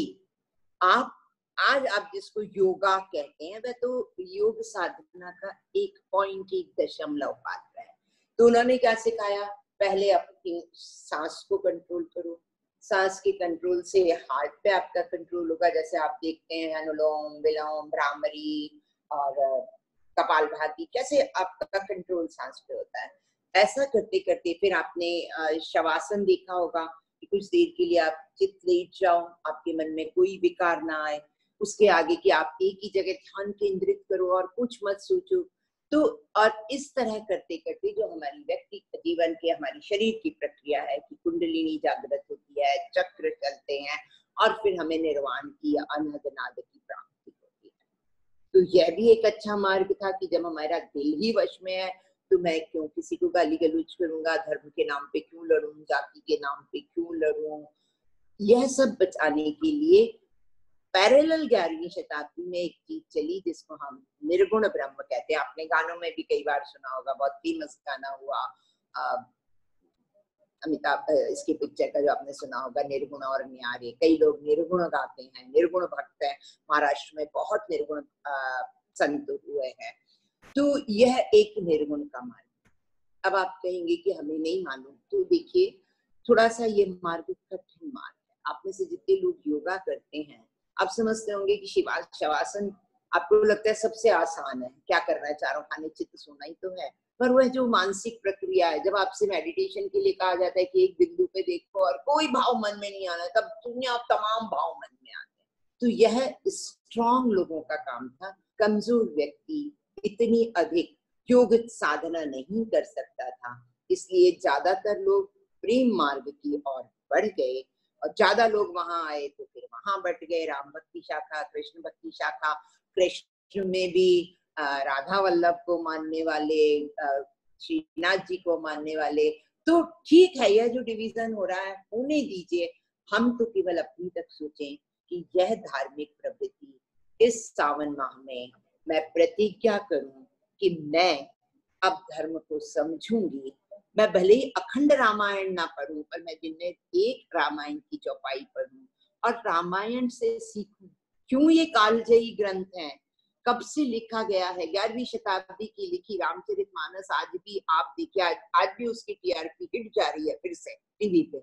ये जीवन के सारे सिद्धांत, पति पत्नी संबंध क्या हो, माँ बेटा संबंध क्या हो, राजनीति क्या हो, राजनीति कितनी बताइए, दैहिक दैविक भौतिक तापा, राम राज नहीं कहूं ही व्यापा, कि राजा का राज्य कैसा होना चाहिए, राजा को कैसा होना चाहिए। कृष्ण ने कितनी भक्ति सिखाई कि क्या क्या कितना सीखिए ना आप। आज हम एक सीमा के चाइना के नाम पर पार्टियां लड़ रही हैं, पर कितना सुंदर महाभारत में कहा युधिष्ठिर ने, आपस में हम कुछ भी हो पर दुनिया के लिए हम 105 भाई हैं, 100 कौरव हैं, 5 पांडव हैं। तो वही स्थिति होनी चाहिए। दुनिया चीन का प्रॉब्लम है तो हम एक होनी चाहिए। तो ये धर्म के नाम पर जो कूटनीति हो रही है, हम सब उसे छोड़ दें, उसकी अंधभक्ति में ना पड़े। आप ये भी देखिए कि आज IT सेल, आज सोशल मीडिया आपको बांट रहा है, 2 भागों में बांट रहा है। हर दिन आपके व्हाट्सएप पे न जाने कैसे कैसे संदेश आ रहे हैं, जो कभी किसी पार्टी के हैं, जो कभी किसी पार्टी के हैं। हमें उसमें नहीं पड़ना। हमारे लिए हमारा देश महान होना चाहिए, वह उसकी अस्मिता जिंदा रहना चाहिए और हमारा जीवन महान बनना चाहिए। तो धर्म का गलत जो प्रचार कर रहा है उसे भी समझिए, धर्म क्या है उसे समझिए। धर्म से हम अपने जीवन को कैसे अच्छे बना सकते हैं। शिव से हम सीख सकते हैं कि भले ही कितना ही पैसा हो, त्रिलोक का स्वामी है, धुनी रमा के रहता है, पर विष्णु से हम सीख सकते हैं कि जीवन में अच्छा रहना भी तो जरूरी है। पीतांबर, वेश, मोहनी, माला, श्रृंगार, मुकुट, इतने ऊपर तक मोर पंखी। तो उससे ये भी सीखिए कि यदि आपने स्त्री जन्म लिया है, पुरुष जन्म, व्यक्ति जन्म लिया है, तो सजना संवरना, सुंदर दिखना भी बहुत जरूरी है। आपको देखकर लोगों को लगना चाहिए, जिसको हम पर्सनैलिटी इंप्रेशन, बॉडी लैंग्वेज कहते हैं, वो भी होना चाहिए। पर वैभव का अतिशय केवल प्रदर्शन नहीं होना चाहिए, जो कहीं कहीं हम कर रहे हैं। तो कहीं कुछ सीखने जाने की जरूरत नहीं है, सिर्फ अपने धर्म ग्रंथों को एक एक पंक्ति ध्यान से पढ़िए और अपने जीवन में अपनाइए। इस विकट परिस्थिति में अब जब कि हमारी लाइफ स्टाइल बदल गई है, हम बहुत आरामी जीव हो गए हैं, इसलिए योग साधना आज सबसे ज्यादा जरूरी चीज है कि आप योग द्वारा जितने योग के आसन हैं जो आपकी शरीर को, क्योंकि मन को कंट्रोल करने के लिए पहले जरूरी था शरीर कंट्रोल हो। हम कहते हैं ना कि स्वस्थ शरीर में ही एक स्वस्थ मन रहता है, तो इसलिए उसी के लिए अभी कोरोना काल में तो आपकी एक्टिविटी यदि कम हो गई है, बाहर निकलना कम है, तो घर में योगासन कीजिए। योगासन ही धीरे धीरे आपको योग साधना की ओर ले जाएगा। तो आप मत बटिए, हमें तो जो अच्छा है योग साधना भी हम करेंगे, हम ठाकुर जी की सेवा भी करेंगे और हम ग्रंथों का पारायण भी करेंगे। और न केवल पारायण करेंगे बल्कि हम उनसे अपने जीवन में उतारेंगे और कोशिश करेंगे कि जो भी जीवन हमारे पास अब बचा है उसमें सुख और शांति से जिएं।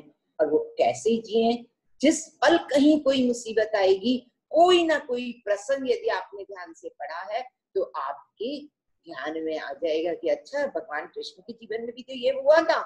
जब भगवान के जीवन में हुआ तो मेरे जीवन में तो कौन सी बड़ी बात है, मैं इससे लड़े, राम भी तो इससे लड़े, शिव लड़े, कृष्ण लड़े, सब लड़े। जिस दिन धर्म को, स्वाध्याय को आप इस तरह अपनी जिंदगी का हिस्सा बना लेंगे, आपकी शिक्षा का हिस्सा बना लेंगी, आपकी जीवनचर्या का हिस्सा बना लेंगी, उस दिन अपने आप आपको मोक्ष की प्राप्ति होगी, निर्वाण की प्राप्ति होगी, अच्छी जीवन की प्राप्ति होगी, सुख की प्राप्ति होगी, शांति की प्राप्ति होगी। मुझे नहीं लगता कि इससे ज्यादा और कुछ प्राप्त करना आप चाहती हैं। तो अपनी चाहत को सन्मार्ग पर ले जाइए, केवल ऊपर ऊपर नहीं, अंदर घुसिए, उसके मर्म को समझिए, कर्म को समझिए, क्योंकि हम तो उस महान संस्कृति के लोग हैं जहाँ धर्म ही कर्म है, कर्म सबसे बड़ा धर्म है, जीवन सब कुछ है, गुजरा समय बचा है। आइए इस जीवन को सब कुछ सर्वव्यापी, सर्वग्राही और सर्वार्थ के लिए, सबके अर्थ के लिए समझ। बहुत सुंदर,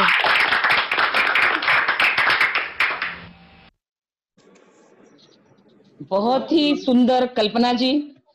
ही में एकदम मंत्रमुग्ध हो गए और आपकी बातों में इतना घुस गए कि पता ही नहीं चला समय किधर गया। और एकदम मतलब ये आप जो बोल रहे थे तो हमें और चाहिए था, मन नहीं भरा अभी भी।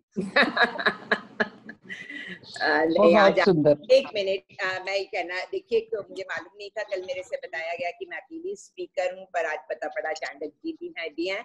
पर मैं इतना जरूर कहूंगी कि यदि किसी के मन में कोई शंका है, देखिए मतभेद हो सकता है, कोई शंका है, यदि कोई मुझसे कुछ पूछना चाहे तो मैं, यदि आप कहते हैं आपके पास समय हो, प्रश्न हो, तो मैं जब शंका का निवारण करना चाहूंगी। बाद में भी यदि आप मुझसे मेरे नंबर पे बात करेंगे तो भी मैं हमेशा आपको तैयार। जी धन्यवाद, बहुत बहुत धन्यवाद।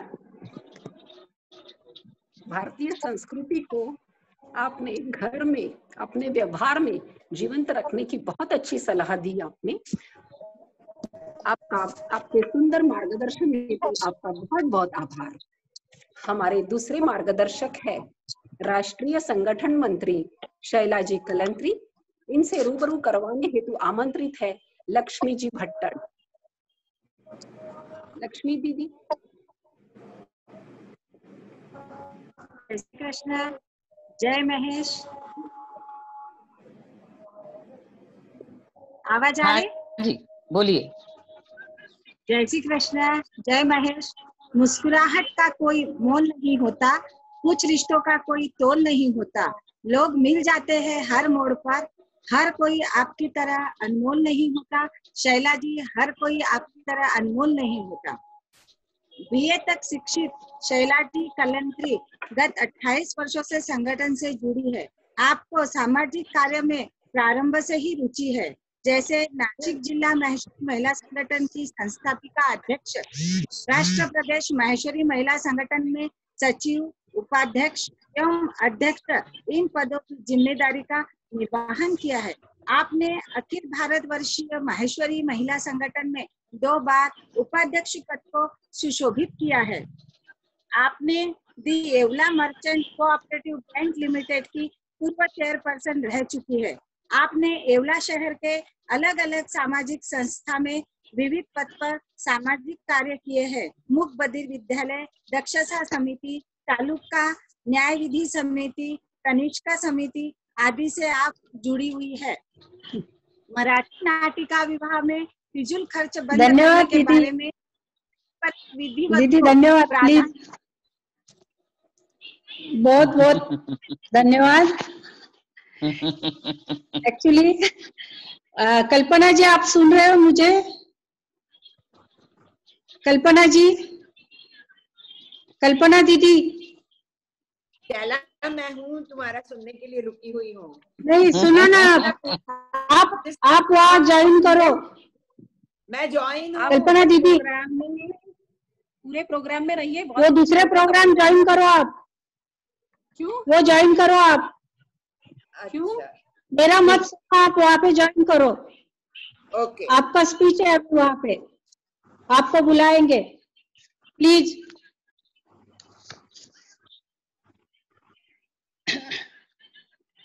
जय उमा महेश। आदरणीय पद्मा दीदी, तारा दीदी, कल्पना जी, उषा जी, भारती जी,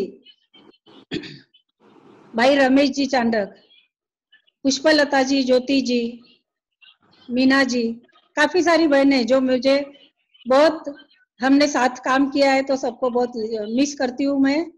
तो सबको जय श्री कृष्ण। सबसे पहले तो राजस्थान सरकार का अभिनंदन। मृत्यु भोज निषेध कानून किया आज उन्होंने। मृत्यु भोज जिसमें गंगा प्रसादी इत्यादि शामिल है। अब राजस्थान मृत्यु भोज निषेध अधिनियम 1960 के तहत दंडनीय अपराध हो गया है। यह अपराध आज राजस्थान में हुआ है ये कानून। इसके लिए बहुत बहुत अभिनंदन, क्योंकि हम ऐसे बोलते हैं लेकिन होता नहीं, कृति में कुछ ये चीजें होती नहीं जब हम बार बार बोलते हैं। तो बहनों, इस सत्र के चयन हेतु मैं विदर्भ में आई थी। बहुत ही अच्छे तरीके से काम चल रहा है। पहले विदर्भ हमसे जुड़ा था दक्षिणांचल से, अब दूर गया है, फिर भी अपनापन लगता है। साथ साथ जो काम किया है ना, आपने अभी कल्पना जी का सुना, बहुत ही सुंदर, मतलब दूसरी बार सुनने पर भी ऐसा लगता है कि बहुत अच्छे से और कुछ और सुना और सुनो और 2-3 बार सुनो ऐसे लग रहा है। तो इतना सुंदर दीदी ने हमें आज बताया, तो उनको बहुत बहुत धन्यवाद। और दीदी, मैं सिर्फ एक बार पूछना चाहूंगी, कल्पना दीदी निकले क्या, लेफ्ट हुए? जी हाँ, लेफ्ट हो गए वो। हाँ, गए ना? हाँ हाँ हाँ, क्योंकि वहां पे उनको जरूरी है ना, आपको पता है भारती जी, वहां पे मीटिंग चल रही है दूसरे मोबाइल से, और मैं अभी यहाँ पे हूँ। ठीक है, थोड़ा सा ही बोलूंगी आज मैं, क्योंकि आज ये मीटिंग, फिर दूसरी मीटिंग, और फिर रात शाम में 7 से 8 पदाधिकारियों की मीटिंग है हमारी, राष्ट्रीय पदाधिकारियों की, तीनों सभा की मिलके। तो उसमें भी 7 से 8 हमें ज्वाइन होना है। 22 मार्च को पहला लॉकडाउन शुरू हुआ बहनों, और 9 अप्रैल से राष्ट्रीय बैठकें शुरू हुई जो 10 जून तक चली। उसके साथ साथ ही प्रदेश जिले के भी मीटिंगें चल रही थी, और हम पूरी प्रदेश की बहनें, जिले की बहनें एक दूसरे की मीटिंग में जा जाके बहुत ही हम लोग परेशान हो रहे थे। मीटिंगे पे मीटिंगे लेते जा रहे हैं। आज ही राष्ट्रीय अध्यक्षा का मैसेज आया है, आप उसी के अनुसार अपनी कार्य योजना बनानी पड़ेगी, क्योंकि बहुत ज्यादा घर वाले भी परेशान है। अभी वही चल रहा है, इसीलिए दक्षिणांचल की मीटिंग ली हुई है कि आशा जी का जो मैसेज आया है कि किस तरीके से हम कार्य का नियोजन करें, ताकि घर वाले भी परेशान ना हो, कार्यकर्ता भी परेशान ना हो। नहीं तो ऐसा होगा कि कुछ दिनों बाद कार्यकर्ता और पदाधिकारी भी सोचेंगे कि ये संगठन में बहुत ही ज्यादा चल रहा है, तो अभी हम नहीं जुड़ना चाहेंगे। ऐसा ना हो, इसलिए हमें समय पे ही हमें जाग जाना चाहिए। दोनों परेशान है, बहुत अति हो रहा है। मीटिंग, वेबिनार, मोटिवेशनल स्पीच, समिति प्रेजेंटेशन, सभी प्रोग्राम हो रहे हैं। 1 महीने का पैकेज लेते हैं, फिर उसमें सब पूरा करना ही पड़ता है। इसीलिए मैं चाहती हूँ कि ये थोड़ा सा हम आशा जी के जो आज मैसेज आया उसके हिसाब से हम चले तो ज्यादा अच्छा रहेगा।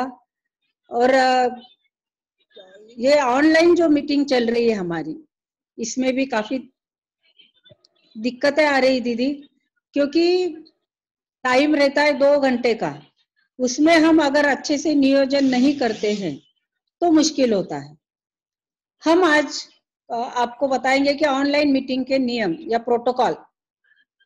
मैं और महाराष्ट्र प्रदेश की सचिव सुनीता पलोड, हम दोनों ऐसे ही सोच रहे थे, तो दोनों ने मिलके एक कुछ नियम बनाए और हमने आशा जी को भी भेजा है, मंजू जी को और आशा जी को। तो सबसे पहले है कि महेश वंदना रिकॉर्ड कर सुनाई जाए कम म्यूजिक के साथ। सेकंड नंबर, स्वागत गीत 3 मिनट से ज्यादा ना हो। अतिथि 2 या 3 ही बुलाए, ताकि सबको सम्मान मिले, सबको बोलने को भी मिले और अच्छा रहे। 4 नंबर, अतिथि परिचय 1 या 2 मिनट में ही दे, शॉर्ट में दे। अभी जैसे कि मैं पहले भी आ चुकी हूँ, अभी तो थोड़ा सा शॉर्ट में भी दिया, क्योंकि हमें मेरा तो एक बनाया हुआ भी एकदम शॉर्ट में जो 1 मिनट का ही है, लेकिन वो मुझे मिला नहीं भारती जी, इसलिए मैंने ये बड़ा वाला भेजा। नहीं तो मैं हमेशा वो छोटा वाला ही भेजती हूँ जो 1 मिनट में 1.5 मिनट में हो जाता है। अतिथि भी अपने समय का ध्यान रखे, अपना वक्तव्य उसके समय के अंदर ही पूरा करने की कोशिश करें। मीटिंग की लिंक आयोजक, अध्यक्ष एवं सचिव के अनुमति के बगैर किसी दूसरे ग्रुप में या व्यक्ति विशेष को ना डालें। इसके पीछे 2-3 कारण हैं। एक तो हमारा जो प्रोग्राम चल रहा है उसकी जानकारी सब जगह जा रही है, क्योंकि अभी आपको पता है कि अभी मार्किंग हो रहे हैं हर सब्जेक्ट के लिए, आप हर कार्य के लिए आपके राष्ट्रीय पदाधिकारी मार्किंग करने वाले हैं। दूसरी बात, अगर समझो मुझे लिंक मिली कल के आपके प्रोग्राम की, पर्सनल पर किसी ने डाली और मैं वहां पे आ गई उस प्रोग्राम में, अनजाने में, आपको पता नहीं क्या, पता नहीं है कि मैं आई हुई हूँ, तो मैं ये अपेक्षा ना करें कि मैं आई हूँ तो मुझे उतना सम्मान मिलना ही चाहिए, मेरा नाम बोलना चाहिए या फिर कुछ ऐसा। तो ये चीज हमें ध्यान देनी पड़ेगी बहनों, कि हम ये लिंक ना भेजे तो ज्यादा बेहतर। सूत्र संचालन वाली भी शॉर्ट में बोले, शुरू में सभी अतिथियों का, पदाधिकारियों का एक बार नाम ले ले। संगठन की अध्यक्षा और आभार प्रदर्शन करने वाली पूरे सबका नाम लेंगे, बाकी कोई बीच में बोलने वाले कोई दूसरा नाम नहीं लेंगे। अतिथि पे वो डिपेंड है कि अतिथि नाम ले या न ले, उन पे छोड़ देते हम। जो होस्ट को होस्ट है वो ही अनम्यूट रहे, बाकी सब 100% म्यूट रहे।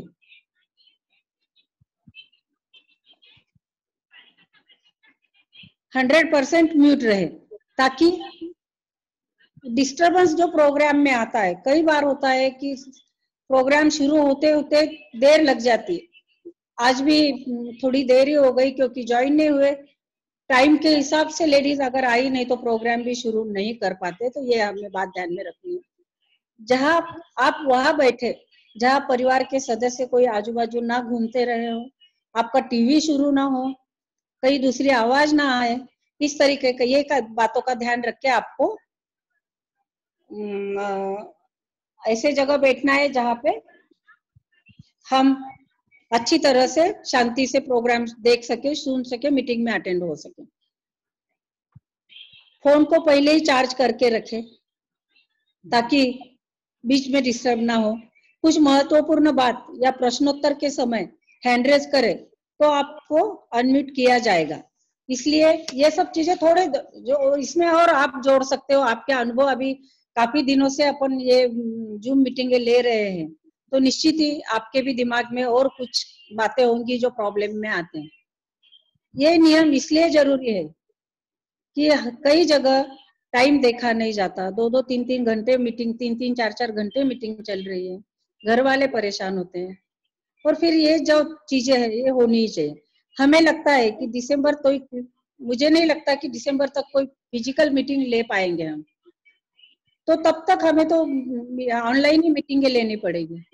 क्या हम चाहेंगे कि इस तरह हम बिजी रहे मीटिंगों में और घर वाले परेशान रहे, कार्यकर्ता परेशान रहे? बिल्कुल नहीं चाहेंगे।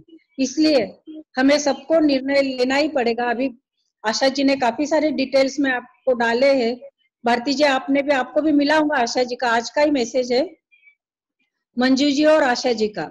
हाँ जी, मिला है।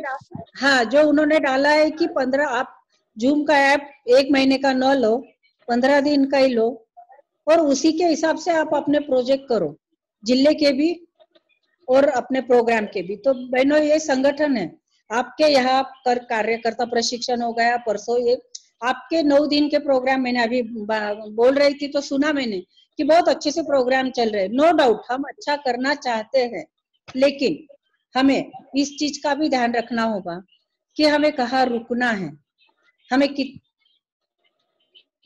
कहाँ कितना प्रोग्राम, किसको बढ़ावा देना है, किसको कम करना है।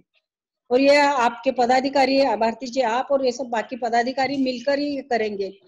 आपके यहाँ उषा जी करवाए जो सह सचिव है, आपके प्रदेश का कम से कम आप ये शेड्यूल, आप मीटिंग लो पदाधिकारी की और तय करो कि हमें क्या करना है, क्योंकि बार बार आशा जी बोले और हम उस बात को अनसुनी करें तो ये भी अच्छा नहीं रहेगा, न दिखेगा, हमारे लिए भी नहीं होगा अच्छा। तो इसलिए हमें ये जरूरी है।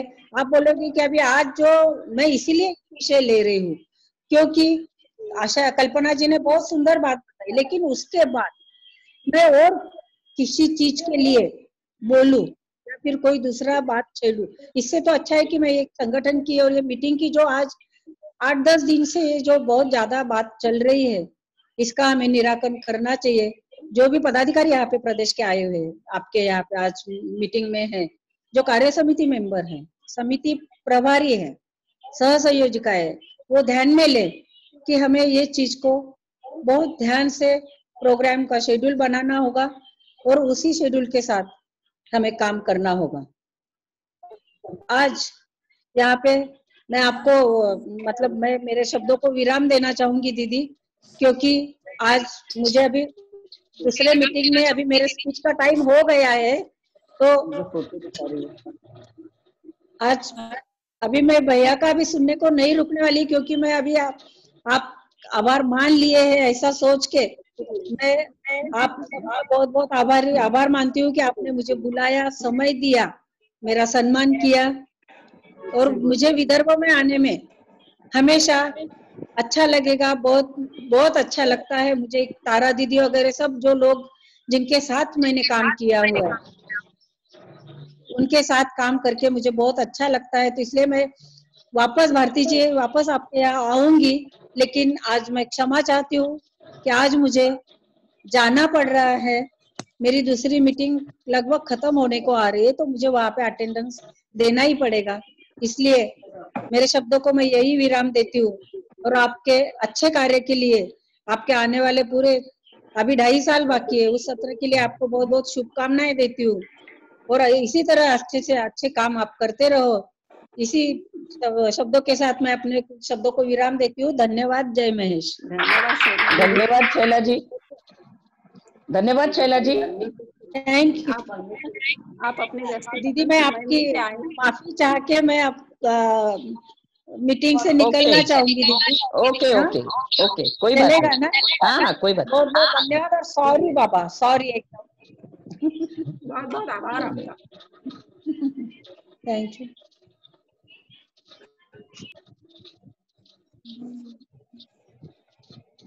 आइए अब हम चलते हैं आप सभी को मिलवाने हमारे विदर्भ प्रदेश की बेटी, जो इस कोविड-19 की विपरीत परिस्थिति में अपनी अनमोल सेवाएं दे रही है। डॉक्टर खुशबू जी टावरी मोदी, इनका परिचय देने हेतु आमंत्रित है सुनीता जी तापड़िया। सुनीता दीदी, सुनीता दीदी, आपके यहाँ इको हो रहा है। आप हाँ जी, वरुण के नाम से आप मुझे ये कर दीजिए। हेलो सुषमा जी। सुषमा जी, बोलिए। वरुण के नाम से जोड़िए आप उनको, वरुण के नाम से वरुण तापड़िया। Okay okay.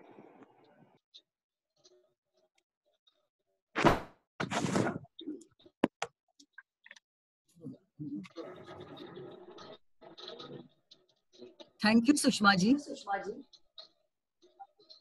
सभागार में उपस्थित सभी को मेरा नमन।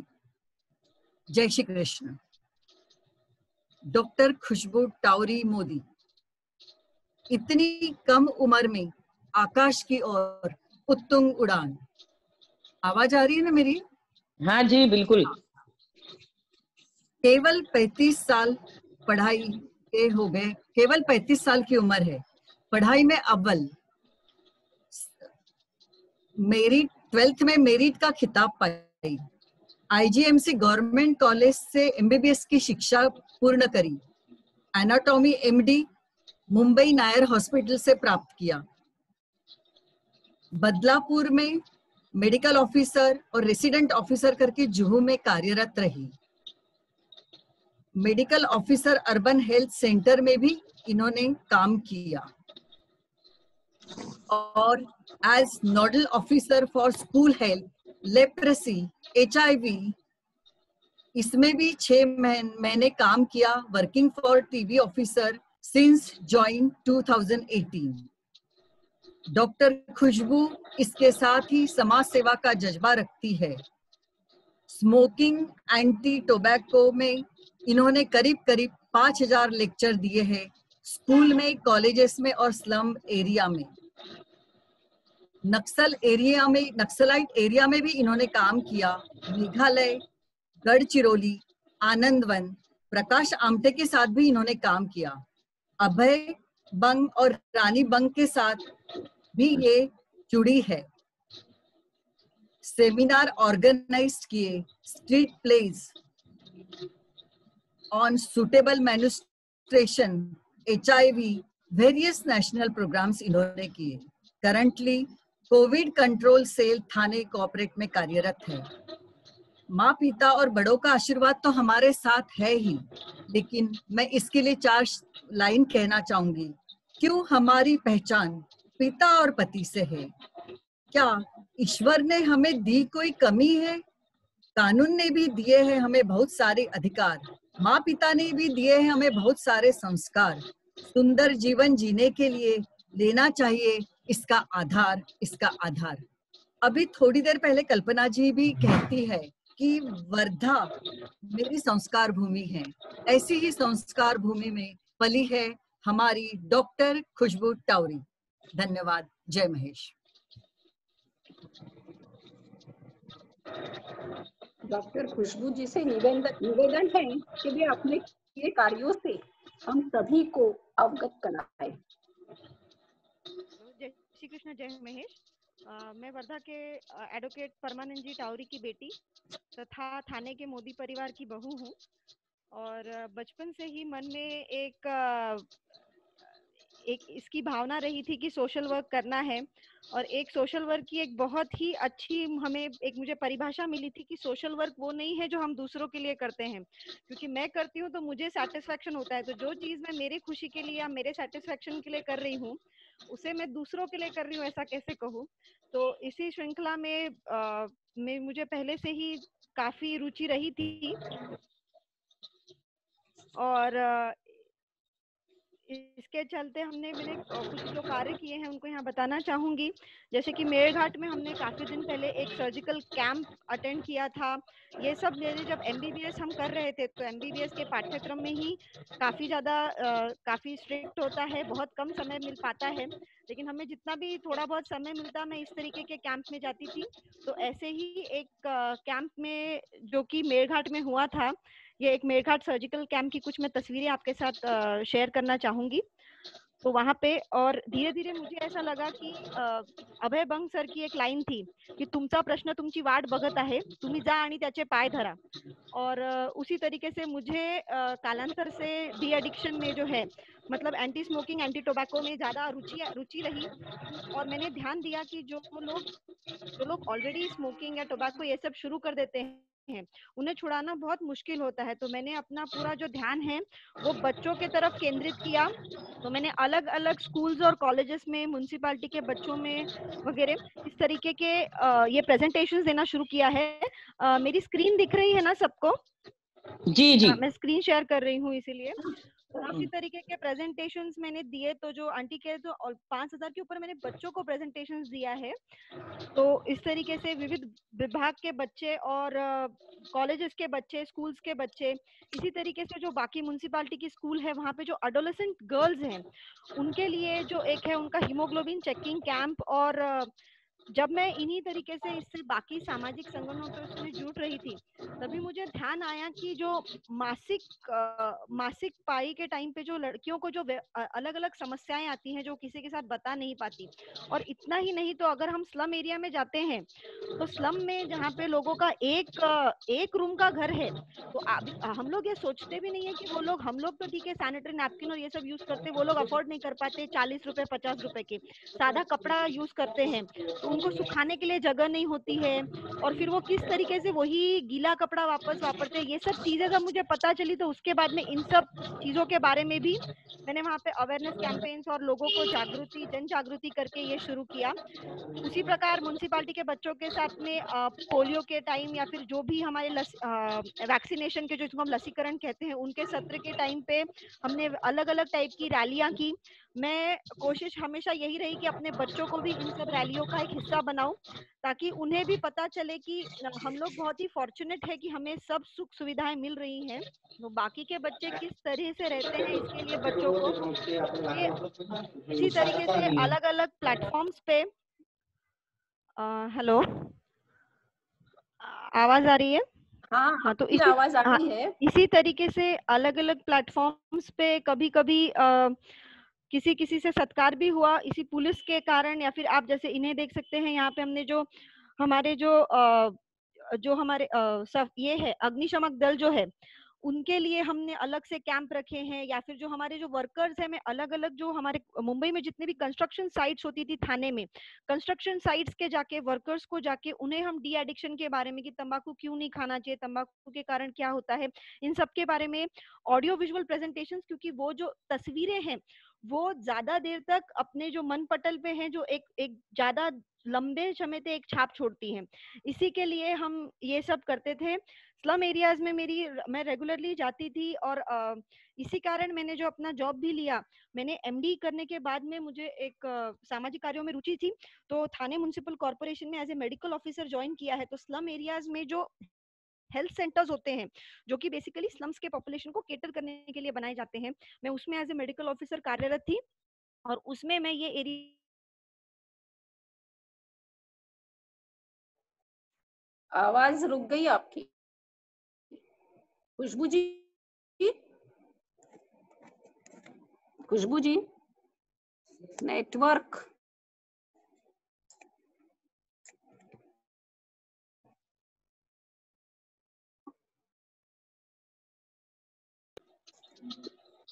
खुशबू जी, चीजें इन सबसे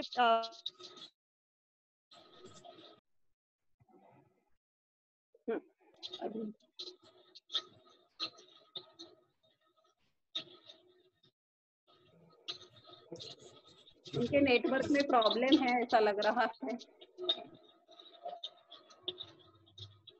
हेलो। हाँ जी, हेलो। अच्छा, मुझे लगा मैं ज्वाइन ही हूँ करके। अच्छा, हेलो। हाँ आगे बोलिए, कंटिन्यू कीजिए। तो इसी प्रकार से जो स्लम्स के जो बच्चे वगैरह हैं, उनके लिए हम लोग इस तरीके के स्ट्रीट प्लेस भी ऑर्गेनाइज किया करते थे। तो ये सब तो बातें हुई कोविड के पहले की। तो कोविड के पहले हमने इस तरीके के बहुत से उपक्रम किए, और उसके बाद कोरोना आने के बाद में फिर मैं कोरोना सेल में काम करने लगी। उसके पहले मैं मेडिकल ऑफिसर के बाद हेलो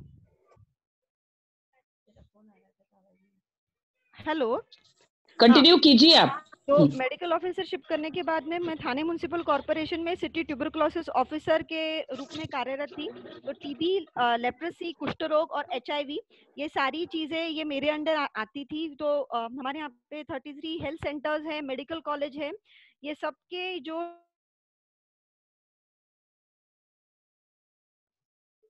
फिर से नेटवर्क प्रॉब्लम हो गया उनको।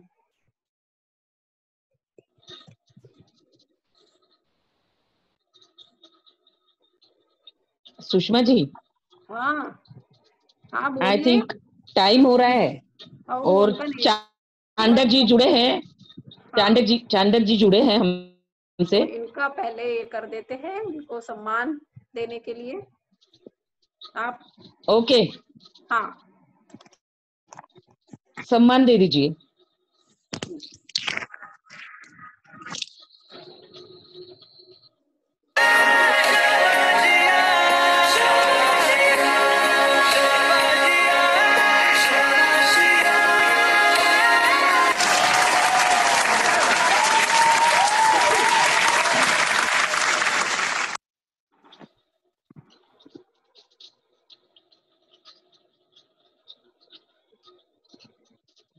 बहुत अच्छे कार्य कर रही है खुशबू जी। बहुत बहुत अभिनंदन खुशबू जी को। खुशबू जी का बहुत बहुत अभिनंदन उनके इतने अच्छे कार्यों के लिए। चलिए चांडक जी को बुलाइए। सादर निवेदन है विदर्भ प्रादेशिक माहेश्वरी महासभा के अध्यक्ष एडवोकेट श्री रमेश जी चांडक, आप अपने मनोगत कहे। रमेश भैया सादर। हाँ जी, आप अपने आप को, हाँ आवाज आ रही? हाँ जी आ रही है, आ रही। जय महेश। आज विदर्भ महिला प्रादेशिक संगठन की अध्यक्षा सौ भारती जी राठी और उनकी पूरी टीम ने बहुत अच्छे कार्यक्रम लिए हैं पिछले 8 दिन से। तो मैं विदर्भ प्रदेश की ओर से मैं उनका बहुत बहुत हार्दिक अभिनंदन करता हूँ। और आज जो धर्म, अध्यात्म और मानव जीवन, इसके ऊपर जो विषय रखकर जो जगरानी जी को आमंत्रित किया, सही में बहुत अच्छा विषय था। ये आज के आपाधापिक जीवन में मानव जीवन ये बहुत तकलीफ का हो रहा है। धर्म भूल रहे हैं, अधर्म की तरफ जा रहे हैं, अध्यात्म को ध्यान नहीं रखते। इसलिए ये विषय को बहुत गंभीरता से लेना बहुत जरूरी है और आपने उसको लिया, ये बहुत बड़ी उपलब्धि है। और आपका जितना अभिनंदन करूं उतना कम। लोग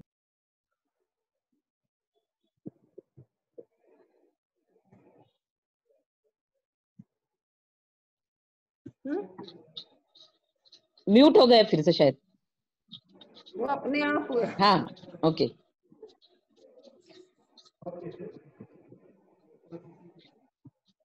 आवाज नहीं आ रही उनकी, म्यूट हो गए शायद आप। कैसे सुनाई नहीं आएगा उनको? नेटवर्क प्रॉब्लम है।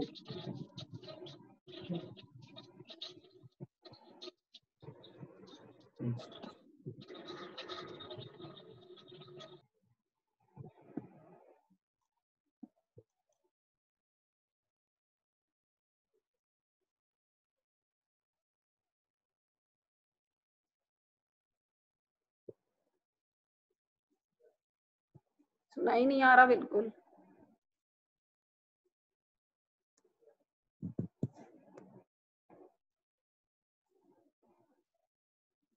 भारती जी आप बिल्कुल आवाज नहीं आ रही ना उनकी, उनको फोन नहीं कर ना। रहे क्या?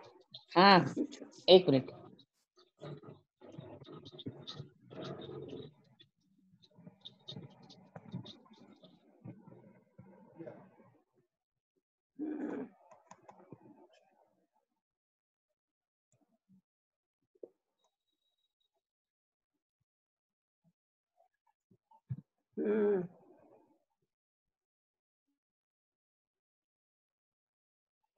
उनकी ओर से कुछ ये हो गया।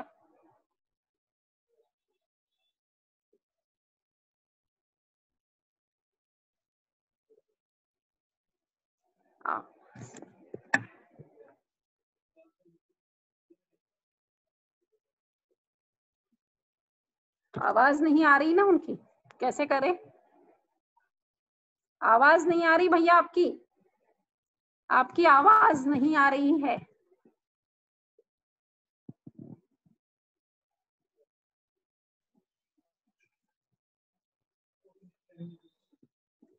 आप फिर से ज्वाइन कीजिए एक बार रिमूव करके।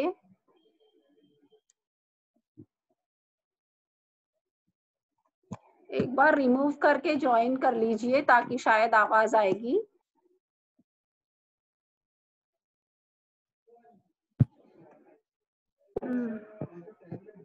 टेक्निकल प्रॉब्लम्स सही में आ जाती है।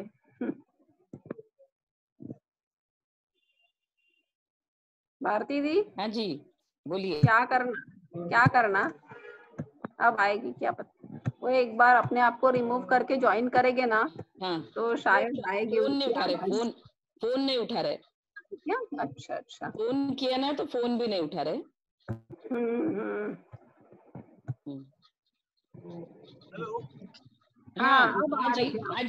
बोलिए। हाँ ये बीच में डिस्टर्बेंस कॉल ने किया है थोड़ा सा, नहीं तो हो जाता था। तो मुझे बहुत अच्छा लगा कि महिला संगठन ने बहुत अच्छा कार्यक्रम लिया है। और आज की जो आपाधापी जीवन में मानवीय जीवन ये बहुत तकलीफ का हो गया है, जीना मुश्किल हो रहा है लोगों का। धर्म की बातें करते नहीं, अधर्म की बातें करते हैं। अध्यात्म ये इतिहास में जमा हो रहा है, अध्यात्म की बातें कोई हो नहीं रही है। तो ये जो आपने आज मीटिंग लिया, धर्म अध्यात्म से मानव जीवन कैसा सफल किया जाए, ये बहुत अच्छा विषय लिया है। इसके ऊपर मैं तो ये कहूंगा कि इसको हैमरिंग करना चाहिए समाज के ऊपर में, तभी हम शांति से सुख से जीवन जी सकते हैं। इसके ऊपर गगरानी जी ने बहुत अच्छा वक्तव्य किया। धर्म क्या चीज है और धर्म की महत्ता क्या है, और धर्म से अध्यात्म कैसा होता है और अध्यात्म से अपना जीवन सफल कैसा होता है। मैं निश्चित ही आपको बहुत बहुत बधाई देता हूँ। आज के कार्यक्रम में जो आप उपस्थित हुए, डॉक्टर खुशबू जी टावरी, मुझे बहुत खुशी हुई। उनको पता नहीं है कि उनके परमानंद जी जो टावरी पिताजी वकील साहब है, वो मेरे अच्छे मित्र। वो उनको मैं सुन के बहुत अच्छा लगा। मुझे मेरा यहाँ रुकना आना बहुत सार्थक हुआ, ऐसा मैं समझता हूँ। और इसके लिए भारती जी को बहुत बहुत बधाई देता हूँ, आभार व्यक्त करता हूँ। उन्होंने मुझे इस कार्यक्रम में बुलाया, मान दिया और मेरे दो शब्द सुने। ऐसे ही आपका स्नेह हमारे ऊपर रहे। और पूरे प्रदेश की ओर से मैं आप सभी का, टाइम ज्यादा हो रहा है, सबका नाम नहीं लेना शक्य नहीं है, इसलिए मैं आप सभी को बधाई देता हूँ और सबका हार्दिक अभिनंदन करता हूँ। जय महेश। धन्यवाद चांडक जी। बहुत बहुत साधुवाद आप सभी का। कल्पना दीदी का गाइडेंस भारतीय संस्कृति को घर में और अपने व्यवहार में जीवंत रखने की सलाह कल्पना जी ने जो दी, वो सही में प्रेरणादायी थी। दीदी का बहुत बहुत आभार। साथ ही शैला जी ने हमें संगठन के प्रति जानकारियां दी, आगे के कार्यक्रम किस तरह से करना चाहिए ये भी जानकारियां दी, उनका भी बहुत बहुत साधुवाद। रमेश भैया, आप हमारे साथ जुड़े, आपका बहुत बहुत आभार। डॉक्टर खुशबू जी टावरी मोदी, ये हमारे साथ जुड़ी, इनका बहुत बहुत शुक्रिया। हमारी सभी एक्टिव पूर्वाध्यक्षाएं, जिला अध्यक्षाएं, सचिव बहनें, सभी का बहुत बहुत आभार। पदाधिकारीगण तो हमेशा तत्पर रहते हैं, सभी और बाकी सभी वक्ता जो हमारे साथ जुड़े, उनका बहुत बहुत धन्यवाद, आभार। जय महेश। सुषमा जी, हेलो। हाँ बोलिए बोलिए। खुशबू अभी दिख रही थी, उसका वो सम्मान पत्र एक बार दिखा दीजिए। हाँ, सम्मान पत्र फिर से दिखा देती सम्मान पत्र दिखा दीजिए। एक मिनट। हाँ हाँ।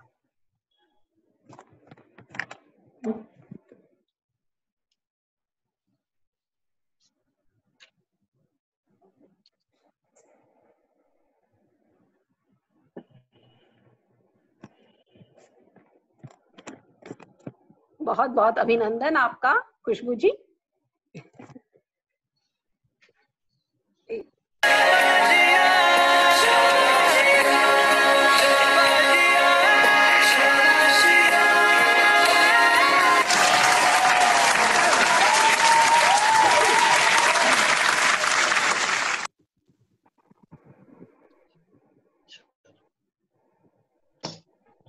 बहुत बहुत बहुत अभिनंदन आपका, बहुत बढ़िया। धन्यवाद धन्यवाद सबको। बहुत अच्छा लगता है जो मैं उसके काफी पहले से, मैंने पहले का भी पूरा सुना गगरानी जी का, लेकिन वो आंटी का, लेकिन तभी इंटरनेट में इसके वजह से ये टेक्निकल प्रॉब्लम कभी भी आ जाती है, सही में प्रॉब्लम कभी भी बस हो ही जाते हैं इसके लिए। ठीक है, चलिए आप यहाँ उपस्थित, आवाज हाँ बोलिए भारती। हाँ, यहाँ उपस्थित सभी बहनों से नम्र निवेदन है कि कल स्वाध्याय और आध्यात्मिक समिति का प्रोग्राम है, तो आप सभी अवश्य जुड़े और ज्यादा से ज्यादा बहनों को जुड़ने की कोशिश करें। धन्यवाद। लीव कर दे मीटिंग? नहीं, हाँ जी। नेशनल एंथम करती है, नेशनल एंथम के साथ मीटिंग की। ओके।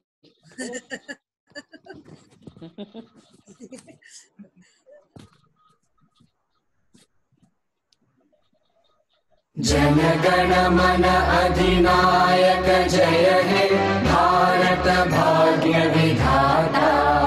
पंजाब सिंध गुजरात मराठा द्राविड़ उत्कल बंगा। विंध्य हिमाचल यमुना गंगा उच्चल जलधि तरंगा। तव शुभ नामे जागे तव शुभ आशीष मांगे। गाहे तव जय गाथा जनगण मंगलदायक जय हे भारत भाग्य विधाता। जय हे जय हे जय हे जय जय जय जय हे।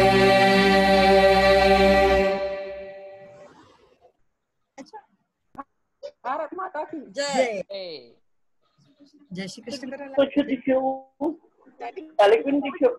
करना है सभी को। कल वापस जुड़ना है हाँ, सभी पदाधिकारी है। सभी पदाधिकारी है ना अभी। ज्योत्सना जी करना है। हाँ कर दो कर दो। सरिता सोनी है। नीलिमा तो है। सरिता जी है क्या? सरिता दिख नहीं रही। ओके नहीं दिख रही सरिता जी। अच्छा, पूर्वाध्यक्षाएं है आशा जी, ज्योति जी, तारा जी, टीटा जी, मीना जी।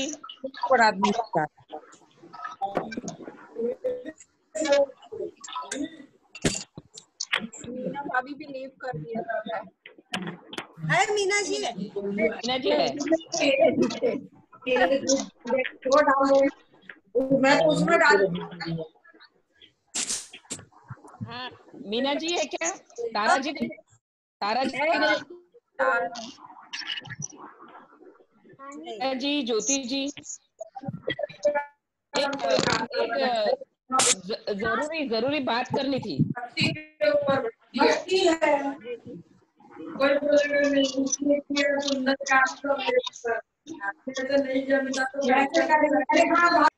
हेलो हाँ हेलो सुषमा जी। बोलिए बोलिए।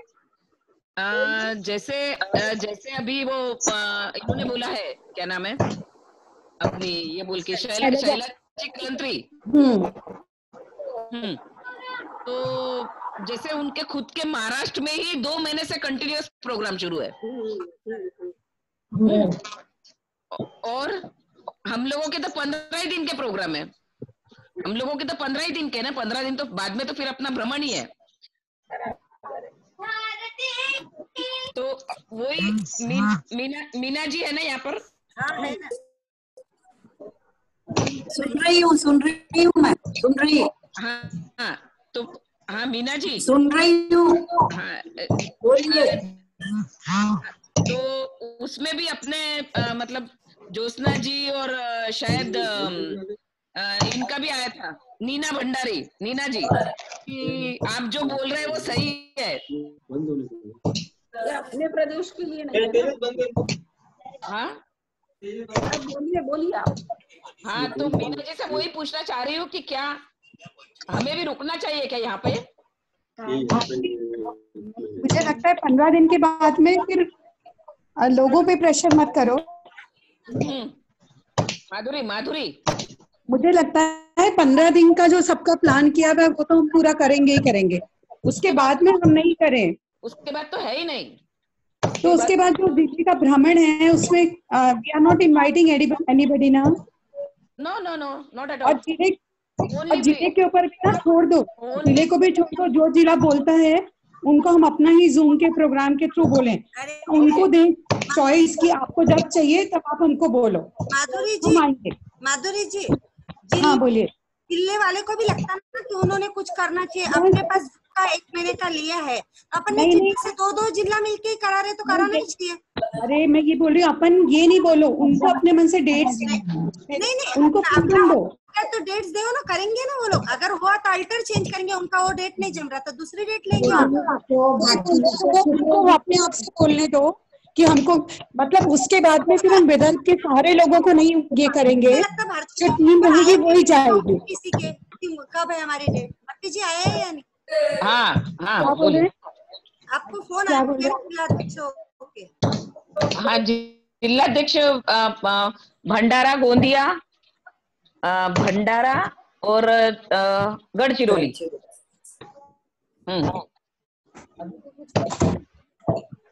और भंडारा, गढ़चिरौली, यवतमाल से भी आया था फोन कि हम लोग कैसे अटेंड करें, कैसे अरेंज करें और क्या। देखो मेरे को लगता है भारती, एक तो हमारे पास में ये जूम का है एसएस, तो छोटी जगहों पे जिन लोगों को जरूरत है उनको हम एक एक टाइम दे दें, और उन लोगों वही कर रहे हैं।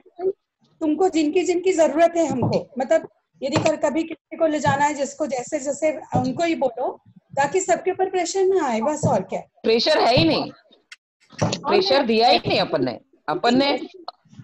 इन लोगों का कहना है ना कि आप लोग प्रेशर क्रिएट कर रहे हैं, तो because we are calling the guest from outside, हम दूसरे गेस्ट को बुला रहे हैं ना, इसलिए उनको लग रहा है कि हम प्रेशर कर रहे हैं। आ रहे हैं बड़े बड़े गेस्ट तो बड़े खुशी से आ रहे हैं, माधुरी बात। और गेस्ट भी खुशी से आ रहे हैं, जो जुड़ रहे हैं वही जुड़ रहे हैं।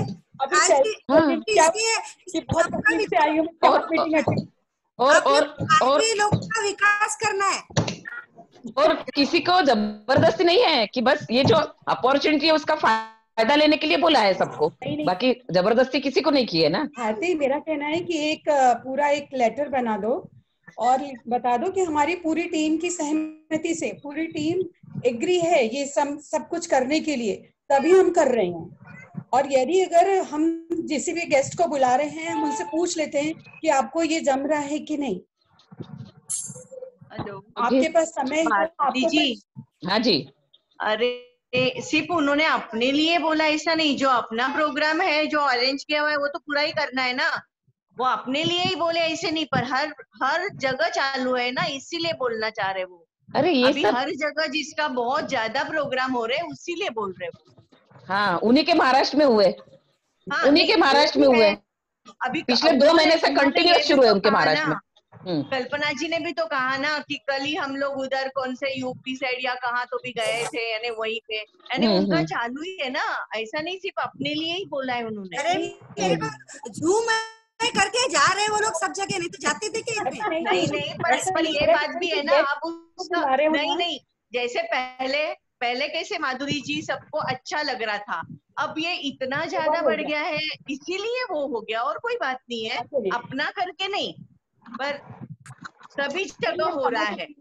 पर मुझे लग रहा है फिर भी हमारे यहाँ की मीटिंग जो है वो व्यवस्थित टाइम से खत्म हो रही है, वो टाइम से हो रही है, गया टाइम से बाहर नहीं गया, अपना समय पे हो रहा है, समय पे भी हो रहा है, ऐसी बात नहीं है। और अपने तो सब प्रोग्राम करनी है ना, इसके आगे अपने को थोड़ा लिमिट में करना है बस। इसके आगे करना ही क्यों है, 3 महीने में मीटिंग लेंगे, भारती जी 3 महीने में मीटिंग लेंगे। भारती जी हाँ जी बोलिए। मेरा सुझाव है कि जो अपने प्रोग्राम सेट है वो कर लीजिए आप। आगे जो भ्रमण के कार्यक्रम है उसमें से आप जो जिला अगर वो जरूरत समझ रहा है, जिस जिले को अपनी आवश्यकता है उस जिले में ही भ्रमण करे, अदरवाइज भ्रमण का भी कार्यक्रम रोक दे। हाँ बस बिल्कुल सही बराबर है। इवन मेरा कहना ऐसा, भारती, छोटी जगहों पे जिन लोगों को पास जूम का एक्सेस नहीं है, उन लोगों को तीज के इसके कोई प्रोग्राम करने हो तो let give them the time, और उनको बोलो हम अपना जूम का एक्सेस देते हैं और आप लोग छोटे छोटे 1-1 घंटे के अपने प्रोग्राम कर लीजिए तीज वगैरह के। मतलब स्थानीय जिले और स्थानीय तहसीलों को अपन ज्यादा प्रायोरिटी दे दें और उनको भी एक अवसर मिल जाएगा अपने आपस में अपनी प्रतिभा निखारने का, because they can not buy, वो जूम खरीद करके ये सब प्रोग्राम नहीं कर सकेंगी। नहीं, वो छोटे छोटे जगह वालों के यहाँ ये नहीं मिलता, नेटवर्क प्रॉब्लम रहता है उनके, नेटवर्क प्रॉब्लम। इसीलिए मेरा सुझाव है कि जो जिला यदि कर सकता है उसको नेटवर्क की प्रॉब्लम ना आए, वहीं पर ही अपन भ्रमण पर जाएं, अदरवाइज आप रोक दीजिए। अभी आगे करेंगे भ्रमण का नेक्स्ट में। हाँ 2 महीने बाद करेंगे। थोड़ा अपने आप लोगों को भी रिलैक्स हो जाएगा, पदाधिकारियों को, सबको, तो बाद में कर सकते हैं ना अपन। अभी अपने पास समय है। जो जिले को जरूरत है, गढ़चिरौली जिला है या गोंदिया या भंडारा, जिस जिले को भी जरूरत है उसी जिले में भ्रमण किया जाए। अगर उनको जरूरत नहीं महसूस हो रही है तो फिर अपन रोक देते हैं कार्यक्रम ये अपना। उसके बाद भी तारा दीदी, ज्योति जी और उषा जी, आशा जी जो भी बोलते हैं वो अपने को सबको मान्य है। ओके, जय श्री कृष्ण। जय श्री कृष्ण। चलो लीव करते हैं। रोज 2 घंटा मिलने की आदत हो गई अपने को। हाँ यही हो गया है। सुषमा को नींद नहीं आएगी, एक दिन बंद कीजिए, सुषमा को नींद नहीं आएगी मीटिंग्स खत्म होने के बाद। याद आने लगेगी अपने। वही बोली, सुषमा को नींद नहीं आएगी। अरे सुषमा जी, सिर्फ अपना ही नहीं, अकोला में आप बोले वरिष्ठ वाले भी झूम पे है, नवयुवती वाले झूम पे, हर लोग मीटिंग कर रहे हैं, अखिल मारवाड़ी वाले कर रहे हैं, जिला वाले कर रहे हैं। इसीलिए वो ज्यादा अतिरेक हो गया है, इसीलिए बोल रहे उन्होंने, और कुछ बात नहीं है। उनको तकलीफ हो रही है। नहीं ऐसा नहीं है यार। देखो लोगों के ना फैमिली प्रोग्राम भी जूम पे हो रहे हैं, ऐसा नहीं है। तो वो क्या होगा, एक समय बाद में उसका अतिरेक हो जाएगा तो लोग आगे जुड़ेंगे ही नहीं। जुड़ेंगे, बेटर सही बात है, बिल्कुल सही है। हाँ ये बराबर सही बोल रही माधुरी दीदी झूम माधुरी बिल्कुल उसकी तैयारी की। प्रोग्राम अच्छा करने के चक्कर में वो रात भर सो नहीं रहे और रात को उठ के अपने जूम में मीटिंग ले रहे लोग। बराबर, ये हो रहा है। ये माधुरी जी ने किया 2 दिन के प्रोग्राम में 8 दिन लोगों को सोई नहीं, तो इसलिए प्रॉब्लम आया। माधुरी जी चलो इजाजत दे दी, इजाजत नहीं दिया ना किसी को भी। नहीं माधुरी देख कितना गुस्से में अटक गई है यार। माधुरी वापिस स्क्रीन शेयर कर सुषमा, वो वाले बताना हम ऐसे नहीं है। देखती बारिश आई कि नहीं आई। दादी हिलो क्या हो गया माधुरी? विद्या भाभी आप भी अपना ही बताओ ना। मैं बताती, रुक जाओ, स्क्रीनशॉट मामी जी प्रेशर दो उनको। चलो होगी मजा। चलो आगे बढ़िए। जय श्री कृष्ण। जय श्री कृष्ण।